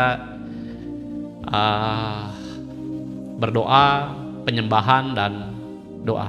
Ya minta Tuhan tuh kuduskan. Selesai, seminggu kemudian ada orang datang borong semua barang busuknya dia ini. Bayangkan saudara, saya ngeliat covering Tuhan itu bisa muncul dengan dahsyat saat ada orang yang berdiri ya, memanggil nama Yesus dengan aneh menurut saya, dengan gak masuk pikiran, logika saya pun aja ya rasanya itu susah. Saya juga mikir kok bisa gitu loh, ada orang datang borong semua barang busuknya dia dengan harga yang dia sebutkan. Sebut misalnya harga barang busuknya, mohon maaf ya, saya mau jual ini 1 juta misalnya gitu ya, dibeli 1 juta. Saya juga bingung itu manusia apa malaikat sebenarnya. Diborong semuanya, nggak ada satu pun tersisa. Ya jual gembok apa semua dibeli semuanya. Saya juga dikabarin gitu, saya bilang, hah? Ada yang mau beli? Ada. Itu manusia bukan tuh. Saya yang berdoa aja kaget saudara. Ya istri saya bilang, wah puji Tuhan. Terus itu dikabarin 2 bulan saudara. Jadi setelah terima mujizat nggak diceritakan, diem. Ya, biasanya orang Kristen kan begitu, kalau terima mujizat diem saudara. Kalau ada masalah cerita sebakul, saudara. Saya begini pak, saya begitu pak. Ya. Tolong pak, doakan pak. Udah terima mujizat, diem saudara. Disuruh bersaksi aja susah. Nah akhirnya adik rohani saya juga salah saudara, nggak cerita, nggak ada yang ceritain ke saya, nggak ada yang ceritain ke saya. Dan singkat cerita, adik iparnya ini minta maaf saya bilang, saya salah, nggak ngabarin karena saya di rumah berdoa saudara buat usahanya dia ini supaya selesai masalah dan pergumulan dia. Nah dengar baik saudara ya. Saya dikabarin itu seminggu setelah kita berdoa. Saya dikabarinnya 2 atau 3 bulan setelahnya. Ya sudah, nah karena adiknya nggak enak kan, dia kasih istri saya amplop duit, saudara. Duit masukin, kasih ke istri saya. Istri saya bilang begini, tahan dulu amplopnya. Ya, bukan soal uang. Istri saya ngomong, bukan soal uang. Uang ini balikin ke dia. Kenapa? Hati-hati sikapmu di hadapan Tuhan. Istri saya ngomong udah serius, saudara. Ya. Hati-hati sikapmu di hadapan Tuhan. Uang ini saya nggak mau, ulangin aja. Sejak itu saya ketemu iparnya dia di puncak. Setelah ketemu, saudara, buang muka, saudara. Saya nggak tahu dia terima Yesus apa enggak, saya juga nggak tahu. Saya nggak follow up lagi, saudara. Kenapa? Yang follow up tuh ya keluarganya sendirilah yang sudah pada Kristen ini. Nggak tahu di follow up apa enggak, saya juga nggak mau tahu lah, saudara. Ya, dan itu ketemu, saudara, di puncak. Ya, itu juga dia acara keluarga. Saya tolongin, saya pinjemin mobil saya buat, karena mereka kekurangan mobil, saya pinjemin mobil saya. Tapi saya nyetir. Karena saya punya mobil, saya nggak mau disetir orang. Karena orang kalau bukan mobilnya, nyetirnya ngawur-ngawur, saudara. Karena merasa bukan mobilnya, makanya saya nggak mau minjemin mobil kalau disetir sama orang lain. Ya, kalau saya nyetir tuh nggak kenceng, saudara. Ya, karena buat jaga apa yang Tuhan sudah percayakan. Ya, jadi jangan nyetir sembarangan gitu. Kaki-kakinya rusak, ya butuh biaya lagi, repot, saudara. Saya jalan tuh pelan. Nah, ketemu di sana, nyapa enggak, manggil enggak, say thank you juga enggak. Ya udah gitu aja, saudara. Ya sudah. Ya, selang seminggu kemudian sakit, koma, mati. Sekali lagi ya, sakit, koma, mati. Ingat ya, bukan saya nyumpain loh, kita hamba Tuhan nggak boleh nyumpain. Ya sudah, terserah gitu kan. Dikabarin, bukan seminggu lah, berapa waktu lah pokoknya, saya lupa lah berapa lama. Selang waktu selesai kejadian itu, sakit, masuk rumah sakit, koma, ya mati. Saya dapat kabarnya setelah mati. Setelah mati ya sudah, saya bilang. Kenapa? Tuhan seringkali membela manusia. Tapi manusia itu suka berkhianat dengan apa yang Tuhan beri. Kadang manusia lebih mencintai uang. Ingat bilang apa? Mamon yang tidak jujur. Di depan orang kita bisa manis-manis, tolong gitu ya. Di belakang Tuhan yang tahu. Meninggal, mati orang itu. Ya, saya dikabarin begitu bukan bahagia, saudara ya, sedih juga. Kenapa? Kadang saya melihat anak-anak Tuhan itu, ya yang satu nih udah anak Tuhan tapi kok begini kelakuannya. Cuman pengen mujizat, bisa nangis-nangis minta tolong. Tapi setelah terima mujizat, semua yang dibilang tadinya mau terima Yesus atau apa itu dibatalin semuanya. Ya, terakhir yang saya dengar adalah dia nggak mau terima Yesus. Padahal waktu saya datang sana mau terima Yesus, mau Pak. Bukan ini tanpa paksaan loh ya. Cuma nawarin, namanya kan kita nginjil, mengabarkan. Mau terima Yesus Pak? Mau Pak, dengan senyum, saudara. Terima mujizat, terima Yesus gak? Kagak, tetap balik lagi. Ya, yang kedua, tidak jujur. Yudas penuh dengan kepalsuan. Boleh duduk dengan Tuhan, apa yang di dalam, ya dia ngapain? Dia jadi seorang bendahara yang curang. Dengar baik ya, mungkin saudara akan lihat Yudas itu pengkhianat. Zaman sekarang Yudas zaman sekarang tuh lebih ngeri daripada Yudas aslinya, saudara. Ya, sekali lagi saya ulangin ya, Yudas Iskariot itu nggak seberapa mengerikan. Yang lebih mengerikan Yudas zaman sekarang, saudara.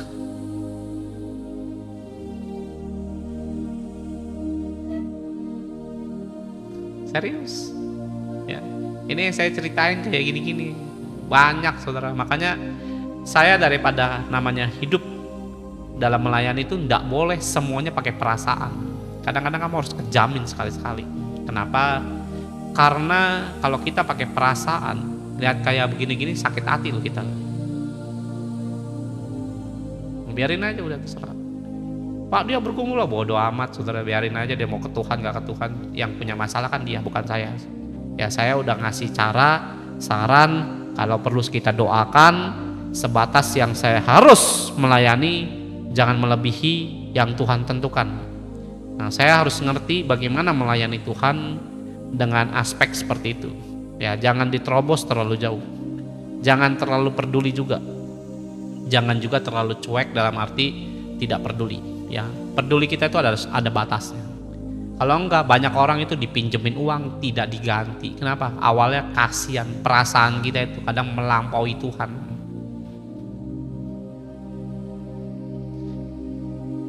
Ya, yang ketiga, Yohanes 13 ayat 26.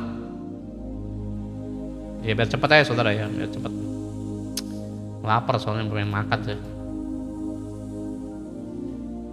Yohanes 13 ayat 26. Ya, jawab Yesus, dialah itu yang kepadanya aku akan memberikan roti. Sesudah aku mencelupkannya, sesudah berkata demikian, ia mengambil roti, mencelupkannya, memberikan kepada Yudas, anak Simon Iskariot. Ayat 27. Dan sesudah Yudas menerima roti itu, ia kerasukan iblis. Maka Yesus berkata kepadanya, apa yang hendak kau perbuat, perbuatlah dengan segera. Dengar baik saudara. Ya. Tadi saya udah bilang Yudas itu tidak hidup dalam covering Tuhan. Kenapa? Dia hidup dengan namanya cinta uang. Kedua, manipulasi. Yang ketiga, ya, dia minum satu cawan dengan Tuhan, dan itu bukan cawan dia. Yang boleh minum cawan Tuhan, ya Tuhan sendiri.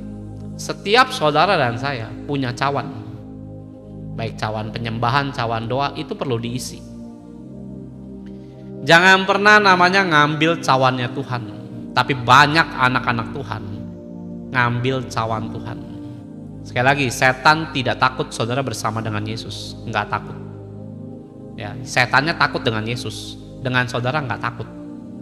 Kalau hati saudara begitu terbuka untuk segala kejahatan dalam roh saudara, saat saudara berada dengan Tuhan, seringkali saudara bisa sangat jahat, bukan saat saudara tidak jadi Kristen. Ingat ya, waktu kita jadi Kristen belum tentu tambah baik. Ya, makanya kalau saudara di dalam pelayanan kok banyak begini, banyak begitu, nggak usah heran saudara. Justru orang yang belum kenal Tuhan, ya kamu mungkin jahat tapi nggak seberapa jahat. Kenal Tuhan, masuk pelayanan, lihat namanya hal-hal yang bisa menguntungkan, bisa sangat jahat setelah terima Yesus. Bukan masalah Yesusnya yang salah saudara. Kenapa? Karena saudara melihat bahwa ini jadi peluang nih, wah ini bisnis nih, saya ditawari ya saudara, mau nggak kok buka gereja kok, nanti persembahannya kita bagi dua. Saya ketawa saudara. Lu salah nawarin orang saudara.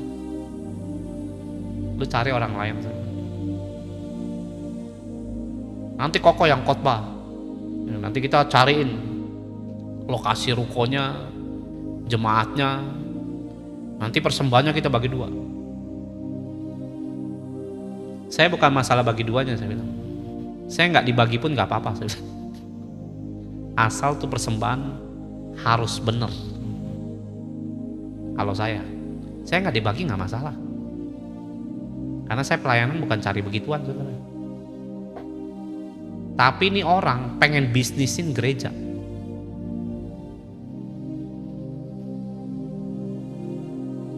Saya bilang ini orang jahat loh. Gimana orang mau hidup dalam covering Tuhan coba? Kenapa? Pebisnis, orang-orang ini pebisnis. Karena bisnis paling keren tuh sekarang apa? Ya gereja. Ya ini bukan hal yang di Jakarta ya. Mungkin kamu di kampung-kampung nggak ngerti yang begini-gini. Ya di Jakarta begitu mah udah kita orang dalam, orang mimbar udah ngerti yang begitu itu. Pak ini dibongkarin nggak apa-apa, biarin aja saudara. Kalau kamu ikut-ikutan masuk neraka kamu. Jangan main-main dengan Tuhan. Makanya saya bilang kalau mau brengsek jangan di dalam pelayanan. Ada Tuhannya yang hidup ngeliat kita loh. Saya yang begini aja masih takut loh kadang-kadang, Tuhan masih ada nggak yang salah? Saya ini mungkin apalah itu mesti dikoreksi. Saya loh sampai hari ini. Saya tadi aja berdoa aja ya, sujud gitu ya, Tuhan ampuni saya Tuhan kalau mungkin di pemandangan matamu. Ya Matius 7 ayat 23 berkata, sesungguhnya aku berterus terang, dia belum terus terang loh. Ya Matius 7 ayat 23. Jadi Tuhan belum berterus terang, belum saudara. Nanti ada timingnya. Kalau dia bilang aku berterus terang, menyala engkau si pembuat kejahatan, mati saya. Saya ngomong sama anak-anak, lu mau brengsek jangan di dalam Tuhan deh saya. Ngeri hukumannya saya. Kita kalau mau bajingan di luar aja. Kalau saya udahlah. Ya saya kadang-kadang nasehatin anak-anak Tuhan. Umurmu berapa? 50. Udahlah lu paling 10 tahun lagi mati sih bilang.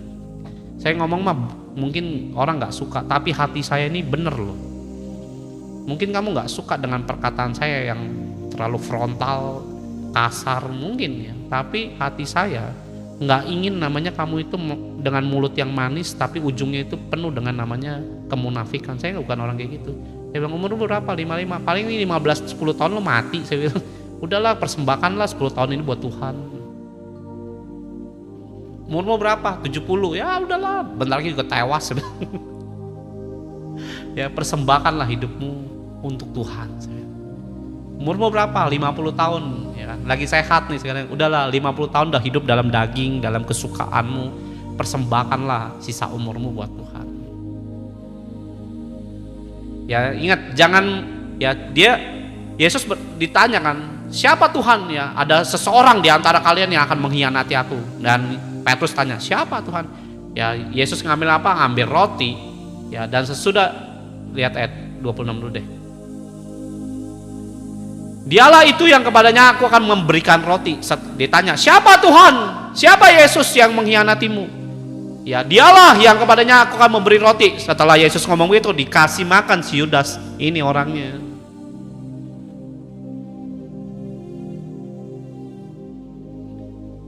Makan cawannya Tuhan dan minum dengan satu cawannya Tuhan. Ingat cawannya Tuhan itu buat menebus dosa manusia. Itu cawan Tuhan. Itu roti Tuhan. Jangan kamu menjadi Tuhan seperti Yudas. Dia makan, ingat ya, cawan dan roti itu ada bobotnya loh. Jangan saudara merasa tahu firman gitu ya,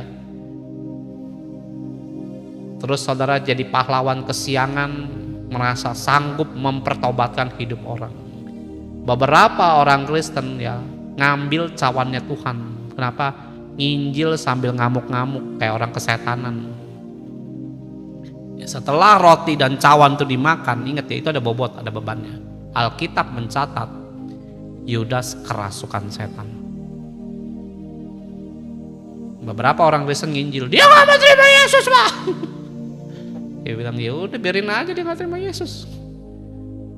Nanti keluarga saya gak selamat Pak. Ya berdoa dong. Udah berdoa Pak. Ya sudah tunggu Tuhan. Kapan Tuhan Pak?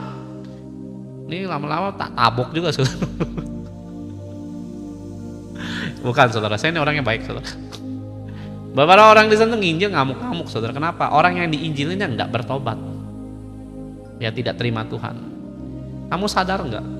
Kadang-kadang kamu itu nginjil yang membawa kabar damai, justru kayak kesetanan kehilangan damai sejahtera. Kenapa? Ingat, itu urusan Tuhan, itu cawannya Tuhan. Jangan kamu minum, jangan kamu makan. Bagian kita ada. Ngapain cawan kita tuh cuma nginjil doa, udah mau ngapain lagi? Kita punya bagiannya, Tuhan punya bagiannya. Itu urusan Tuhan, jangan kamu ambil. Kalau kamu ambil, kamu kesetanan, ngamuk-ngamuk nanti. Makanya beberapa orang ya doa gak dijawab, mencak-mencak, ngancam-ngancam Tuhan.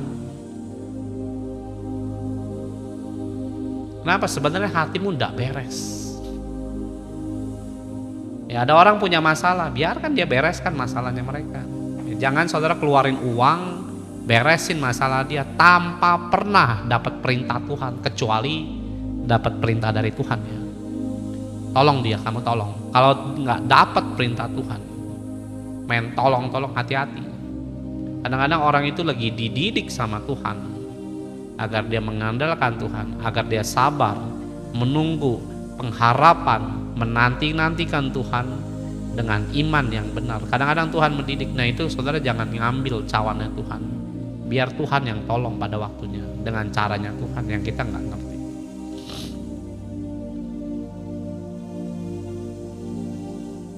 Kamu jangan mempertaruhkan nyawa buat hal-hal yang justru itu bukan bagian kita. Yudas ngambil itu kesetanan, saudara. Ya, beberapa orang Kristen pelayanan malah ngapain? Kesetanan juga. Malah cari duit di dalam pelayanan. Kenapa? Kesetanan kayak gitu.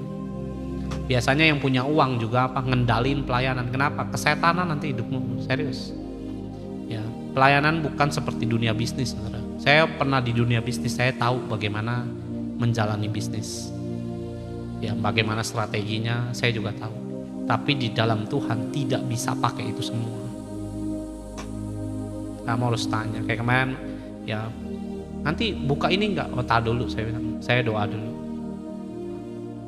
Saya pun jalan dalam melayani, nggak bisa namanya, oh saya ada duitnya. Bukan soal duit, saya bilang. Saya butuh penyertaan Tuhan. Kalau nggak ada Tuhan ya coveringnya hilang, mati kita. Bayar tahun depan bagaimana?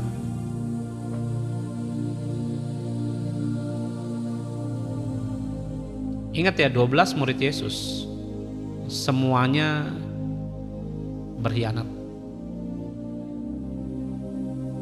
Kenapa Yudas bunuh diri? Ya sedangkan 11 yang lain nggak ada yang bunuh diri. Ayo. Kenapa Yudas itu pada akhirnya mengakhiri hidupnya, sedangkan Petrus enggak? Sedangkan 11 yang lainnya nggak ada yang mengakhiri hidup, malah semua balik kembali, saudara ya. Ada yang mancing ya, ya mungkin Matius jadi kembali lagi pemungut cukai, dia kan pemungut cukai kan. 11 lainnya tuh nggak tahu, nggak jelas kemana. Tapi yang kita tahu ya Petrus, Yohanes tuh mancing. Nah, kenapa Yudas sendiri yang mati dan mengakhiri hidupnya? Ayo, kenapa?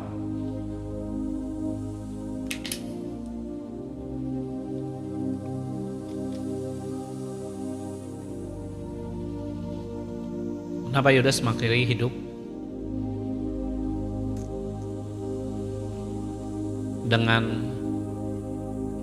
ya deh, yang lain semua juga berkhianat kok, nggak ada yang enggak. Ya, tapi yang heran cuma Yudas yang mengakhiri hidup, ya, menjual Yesus. Ya. Ada yang lain. Kenapa Yudas pada akhirnya bunuh diri, bundir? Ayo, kenapa saudara?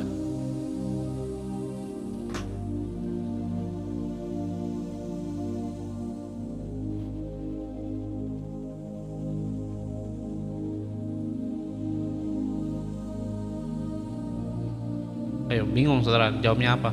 Karena duit, Pak. Merasa berdosa, menyesal.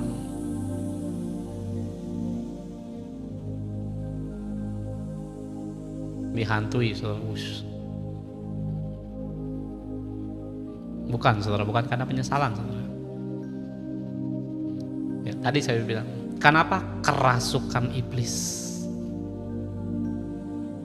Bukan soal putus asa, bukan soal mengkhianati. Menyesal tuh Petrus juga menyesal. Kenapa? Karena kerasukan iblis. Kalau orang kerasukan iblis pasti dibawa mati, saudara. Karena yang 11 yang lainnya nggak ada ayat berkata kerasukan setan si Petrus, nggak ada saudara. Yang kerasukan setan cuma satu, siapa? Yudas. Dipimpin sama setan, mati.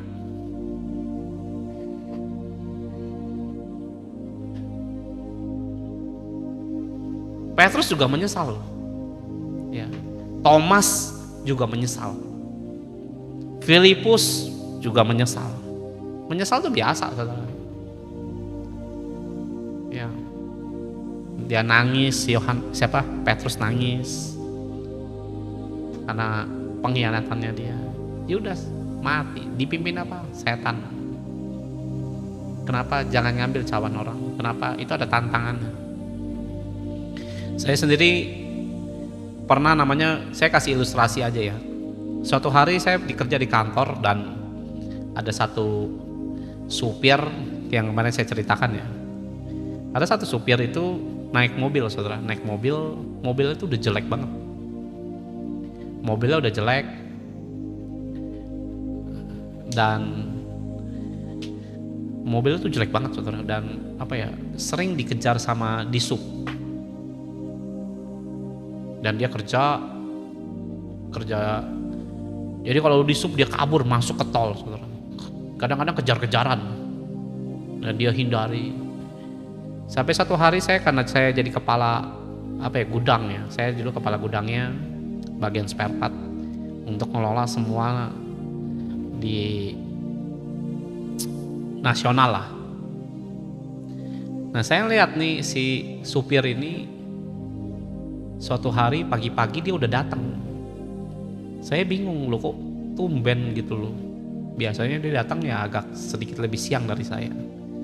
Terus saya tanya, tumben datangnya awal. Saya bilang, oh saya nginep pak di kantor. Oh,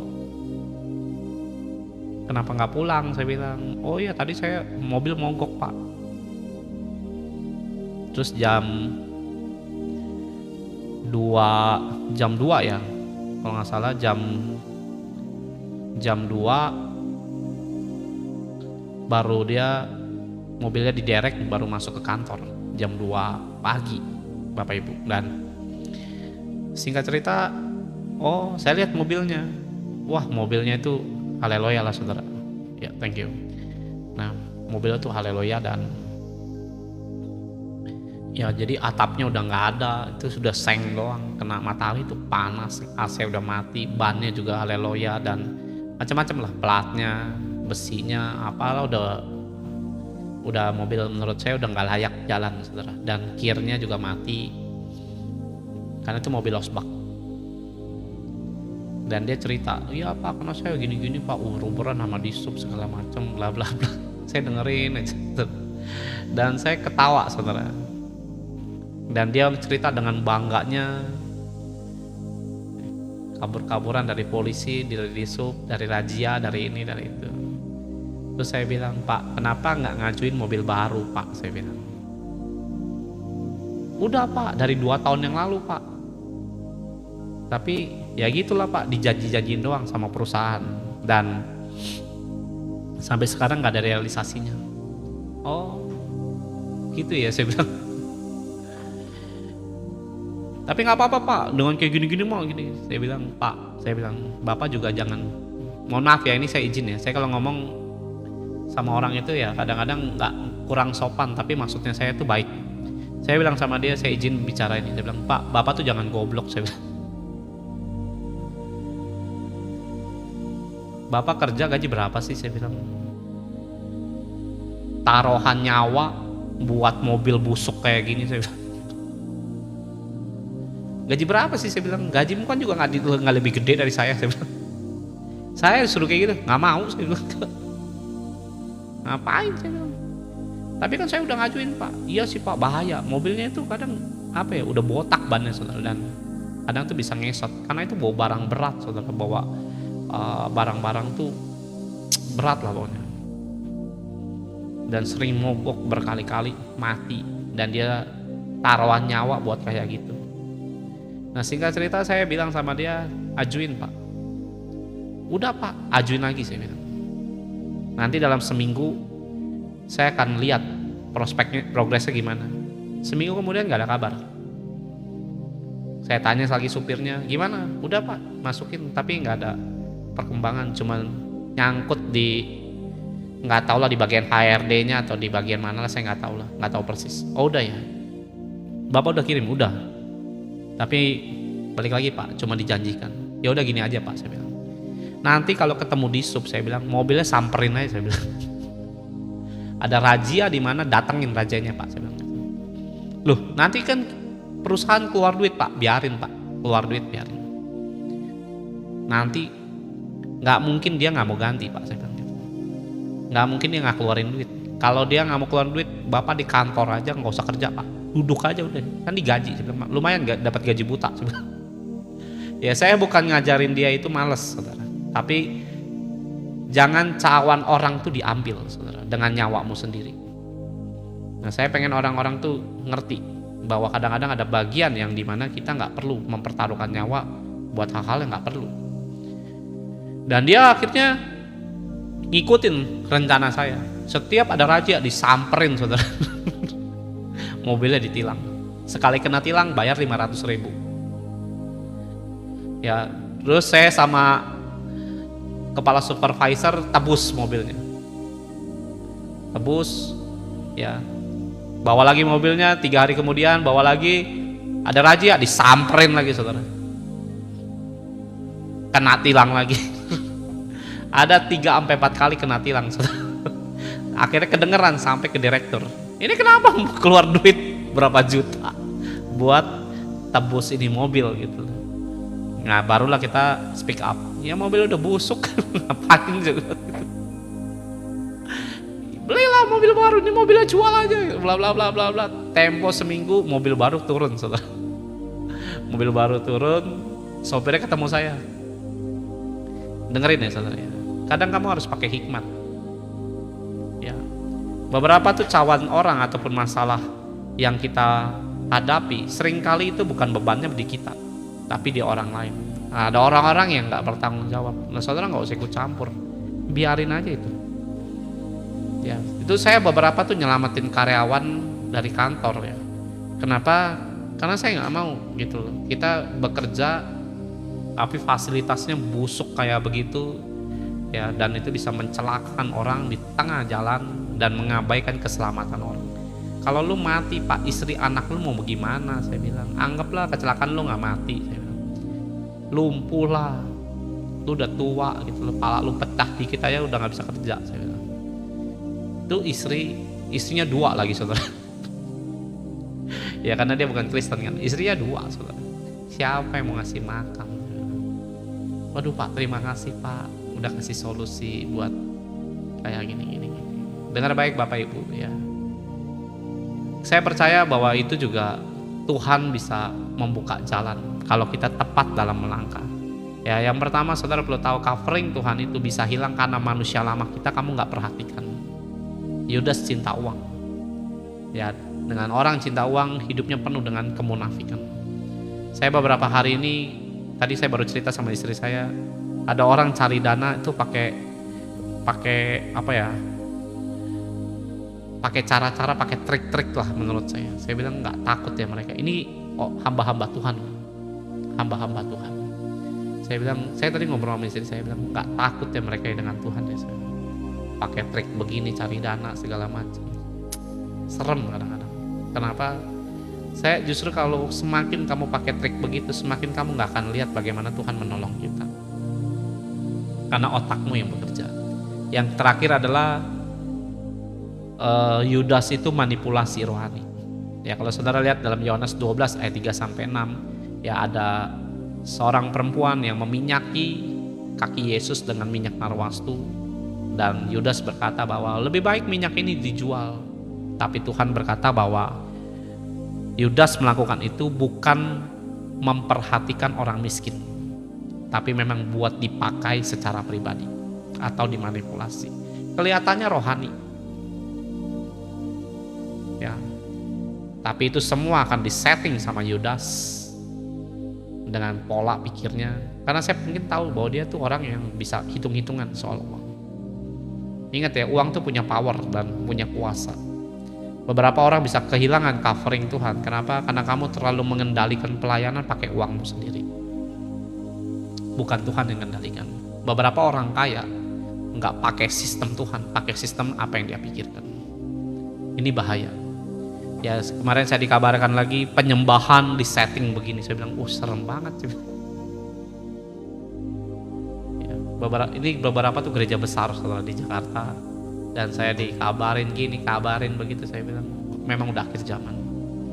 Ya, kalau saudara dalam keadaan yang lagi susah, lagi dalam keadaan yang trouble, trickle dengan semua namanya kehidupan, kita butuh covering Tuhan, butuh pembelaan Tuhan, butuh tangan Tuhan, butuh sentuhan Tuhan. Ya, tapi ingat saudara, itu perlu saudara bangun secara rohani. Ya, seperti dalam 1 Petrus 2, ya, bahwa semua hal yang itu harus kita tinggalkan, hidup dengan seperti awalnya kayak bayi rohani, lama-lama jadi anak-anak, lama-lama dewasa. Ada dewasa, ada tingkatan level lagi, namanya sahabatnya Tuhan. Nah itu ada level-levelnya saudara, dan saudara harus masuk terus. Buat apa jadi orang Kristen yang cuma orang bodoh-bodoh aja, yang nungguin Tuhan tanpa ngerjain, tanpa tidak mengerjakan pekerjaan Tuhan sama sekali. Saudara akan capek dan akan jenuh, lelah dengan kehidupan ini, lama-lama bosen, dan saudara menjalani semua ritual ataupun juga hal-hal yang kita lakukan ini cuma kayak tradisi monoton, tanpa mengerti lagi Tuhan mau kemana. Makanya banyaklah bicara dengan Tuhan itu. Tuhan, berbicaralah pada hamba-Mu ini, bicaralah Tuhan padaku, bicaralah Tuhan dalam hidupku. Kamu akan menemukan banyak hal nanti di dalam Tuhan. Ingat ya, di dalam Tuhan itu sebenarnya nggak sesempit yang kita pikirkan. Ada banyak yang kita perlu belajar. Ada banyak hal. Ya semakin saya mengenal Tuhan tuh semakin saya tuh merasa benar-benar kecil. Kenapa dibilang kecil itu? Kayak ada pemikiran tuh yang Tuhan kita sembah ini besar ya ternyata ya gitu. Nah saudara nggak bisa punya ya mungkin perkataan begini sering kali kamu akan dengar ya. Tapi kamu sendiri nggak akan punya feel itu sebenarnya. Cuman tahu tapi feel-nya nggak ada. Nah saya muncul feel itu setelah mungkin 6 tahun 7 tahun belakangan ini lah, baru tahu feel namanya kecil itu dia besar tuh seperti apa. Emang nggak bisa diomongin secara logika, tapi saya lama-lama merasakan memang kita ini kecil dan cuma debu tanah doang, dan dia memang Allah yang besar dan dahsyat. Saya berdoa saudara itu belajar saudara, ya habiskan hidup kita ini buat namanya minta Tuhan itu covering kita. Kalau enggak kamu akan kelelahan dengan hidup kita ini yang aneh menurut saya. Ya manusia itu hidup nggak lama saudara, 70-80 tahun kata Mazmur 90 ya. Sisanya adalah kesukaran. Tuhan segera tiba, datang ya, dan masa ini akan semakin sukar, semakin sulit. Ke depan nggak akan lebih baik. Ada orang-orang udah ketakutan soalnya. Ya, dan banyak orang Kristen tuh udah worry. Kalaupun saya lihat beberapa pengkhotbah semuanya lagi ngomongin tentang kenaikan harga, ya saya sendiri sejujurnya ngerasain dampak itu, tapi saya nggak merasa ini berat saudara. Kenapa Pak nggak berat? Ya saya percaya covering Tuhan lah yang membuat semuanya itu bisa kita lewati dengan santai aja, dengan tenang. Ya walaupun kalau ditanya berdampak apa? Berdampak. Cuman ya saya nggak mau ngambil pusing saudara, itu urusan Tuhan. Itu Tuhan yang harus memberkati saya. Ya masalah nanti Tuhan berkati saya dari mana itu urusan dia. Saya nggak mau pusing urusan itu, karena urusan saya adalah di bumi ngerjain kerjaan dia udah. Yang lebihnya itu pikiran Tuhan saja yang harus kita biarkan dia berkarya dengan caranya sendiri. Saudara diberkati dengan firman-Nya malam hari ini, bisa katakan amin saudara. Ya jangan namanya kehilangan covering Tuhan. Kalau saudara tahu bahwa hari-hari ini kamu hidup jauh daripada Tuhan, kembalilah kepada Tuhan. Ya saya di sini tidak menyudutkan siapapun Bapak Ibu, ya dimanapun kamu berada. Saya cuma berharap Bapak Ibu itu bisa namanya kembali kepada Tuhan. Ya saya tutup. Saudara yang mau memberikan persembahan, saudara bisa memberikan persembahan dalam Hineni Ministry. Ya di sini saudara bisa klik. Di situ ada banyak khotbah, ada link YouTube, saudara bisa klik dan dengarkan banyak firman Tuhan, pewahyuan, pengajaran dan lain sebagainya. Ya, jadi dengarkanlah firman Tuhan. Kalaupun Pak saya jauh dari Tuhan, kembalilah. Ya, sebab Tuhan itu perlu kamu namanya hidupi. Ya, hubunganmu perlu kamu hidupi. Karena tanpa Tuhan rusak hidup kita. Ya, covering Tuhan kalau hilang, siapa yang mau jadi pembela kita? Sedangkan lawan kita ini yang tidak kelihatan dan dia ada kuasanya. Ya, yuk kita berdoa. Tuhan, terima kasih. Covering kami Tuhan dengan kuasa-Mu. Kami tahu Tuhan, kami butuh Engkau Tuhan. Biarlah kami tidak seperti Yudas Tuhan. Di akhir zaman ini ada banyak Yudas akan bermunculan. Spirit of Yudas ini Tuhan membuat kami cintakan Tuhan, cintakan uang, dan hidup dalam kebohongan, manipulasi Tuhan. Seperti orang NPD Tuhan. Mari Roh Kudus patahkan semua di dalam nama Yesus. Biar kami hidup Bapa dalam pembelaan-Mu. Karena dalam Ulangan 20 ayat 4, Engkau yang akan bertarung buat kami dan hidup dalam kemenangan. Terima kasih ya Tuhan. Ajar kami ya Tuhan untuk hidup Bapa dalam kebenaran firman-Mu. Sebab firman-Mu harus hidup Bapa dalam hidup kami. Karena kami memerlukan semua apapun yang menjadi kebutuhan secara jasmani baik secara rohani. Mari Tuhan nyatakan kuasa-Mu. Berbicaralah Bapa banyak hal tentang kehidupan ini. Sebab kami tahu Engkaulah Allah dari zaman ke zaman. Engkaulah permulaan dari segala sesuatu. Dan Kau juga yang akan mengakhiri, sebab Engkaulah Alfa dan Omega. Mari Roh Kudus nyatakan Bapa dalam nama Yesus. Dalam nama Yesus, semua yang percaya katakan amin. Tuhan Yesus memberkati.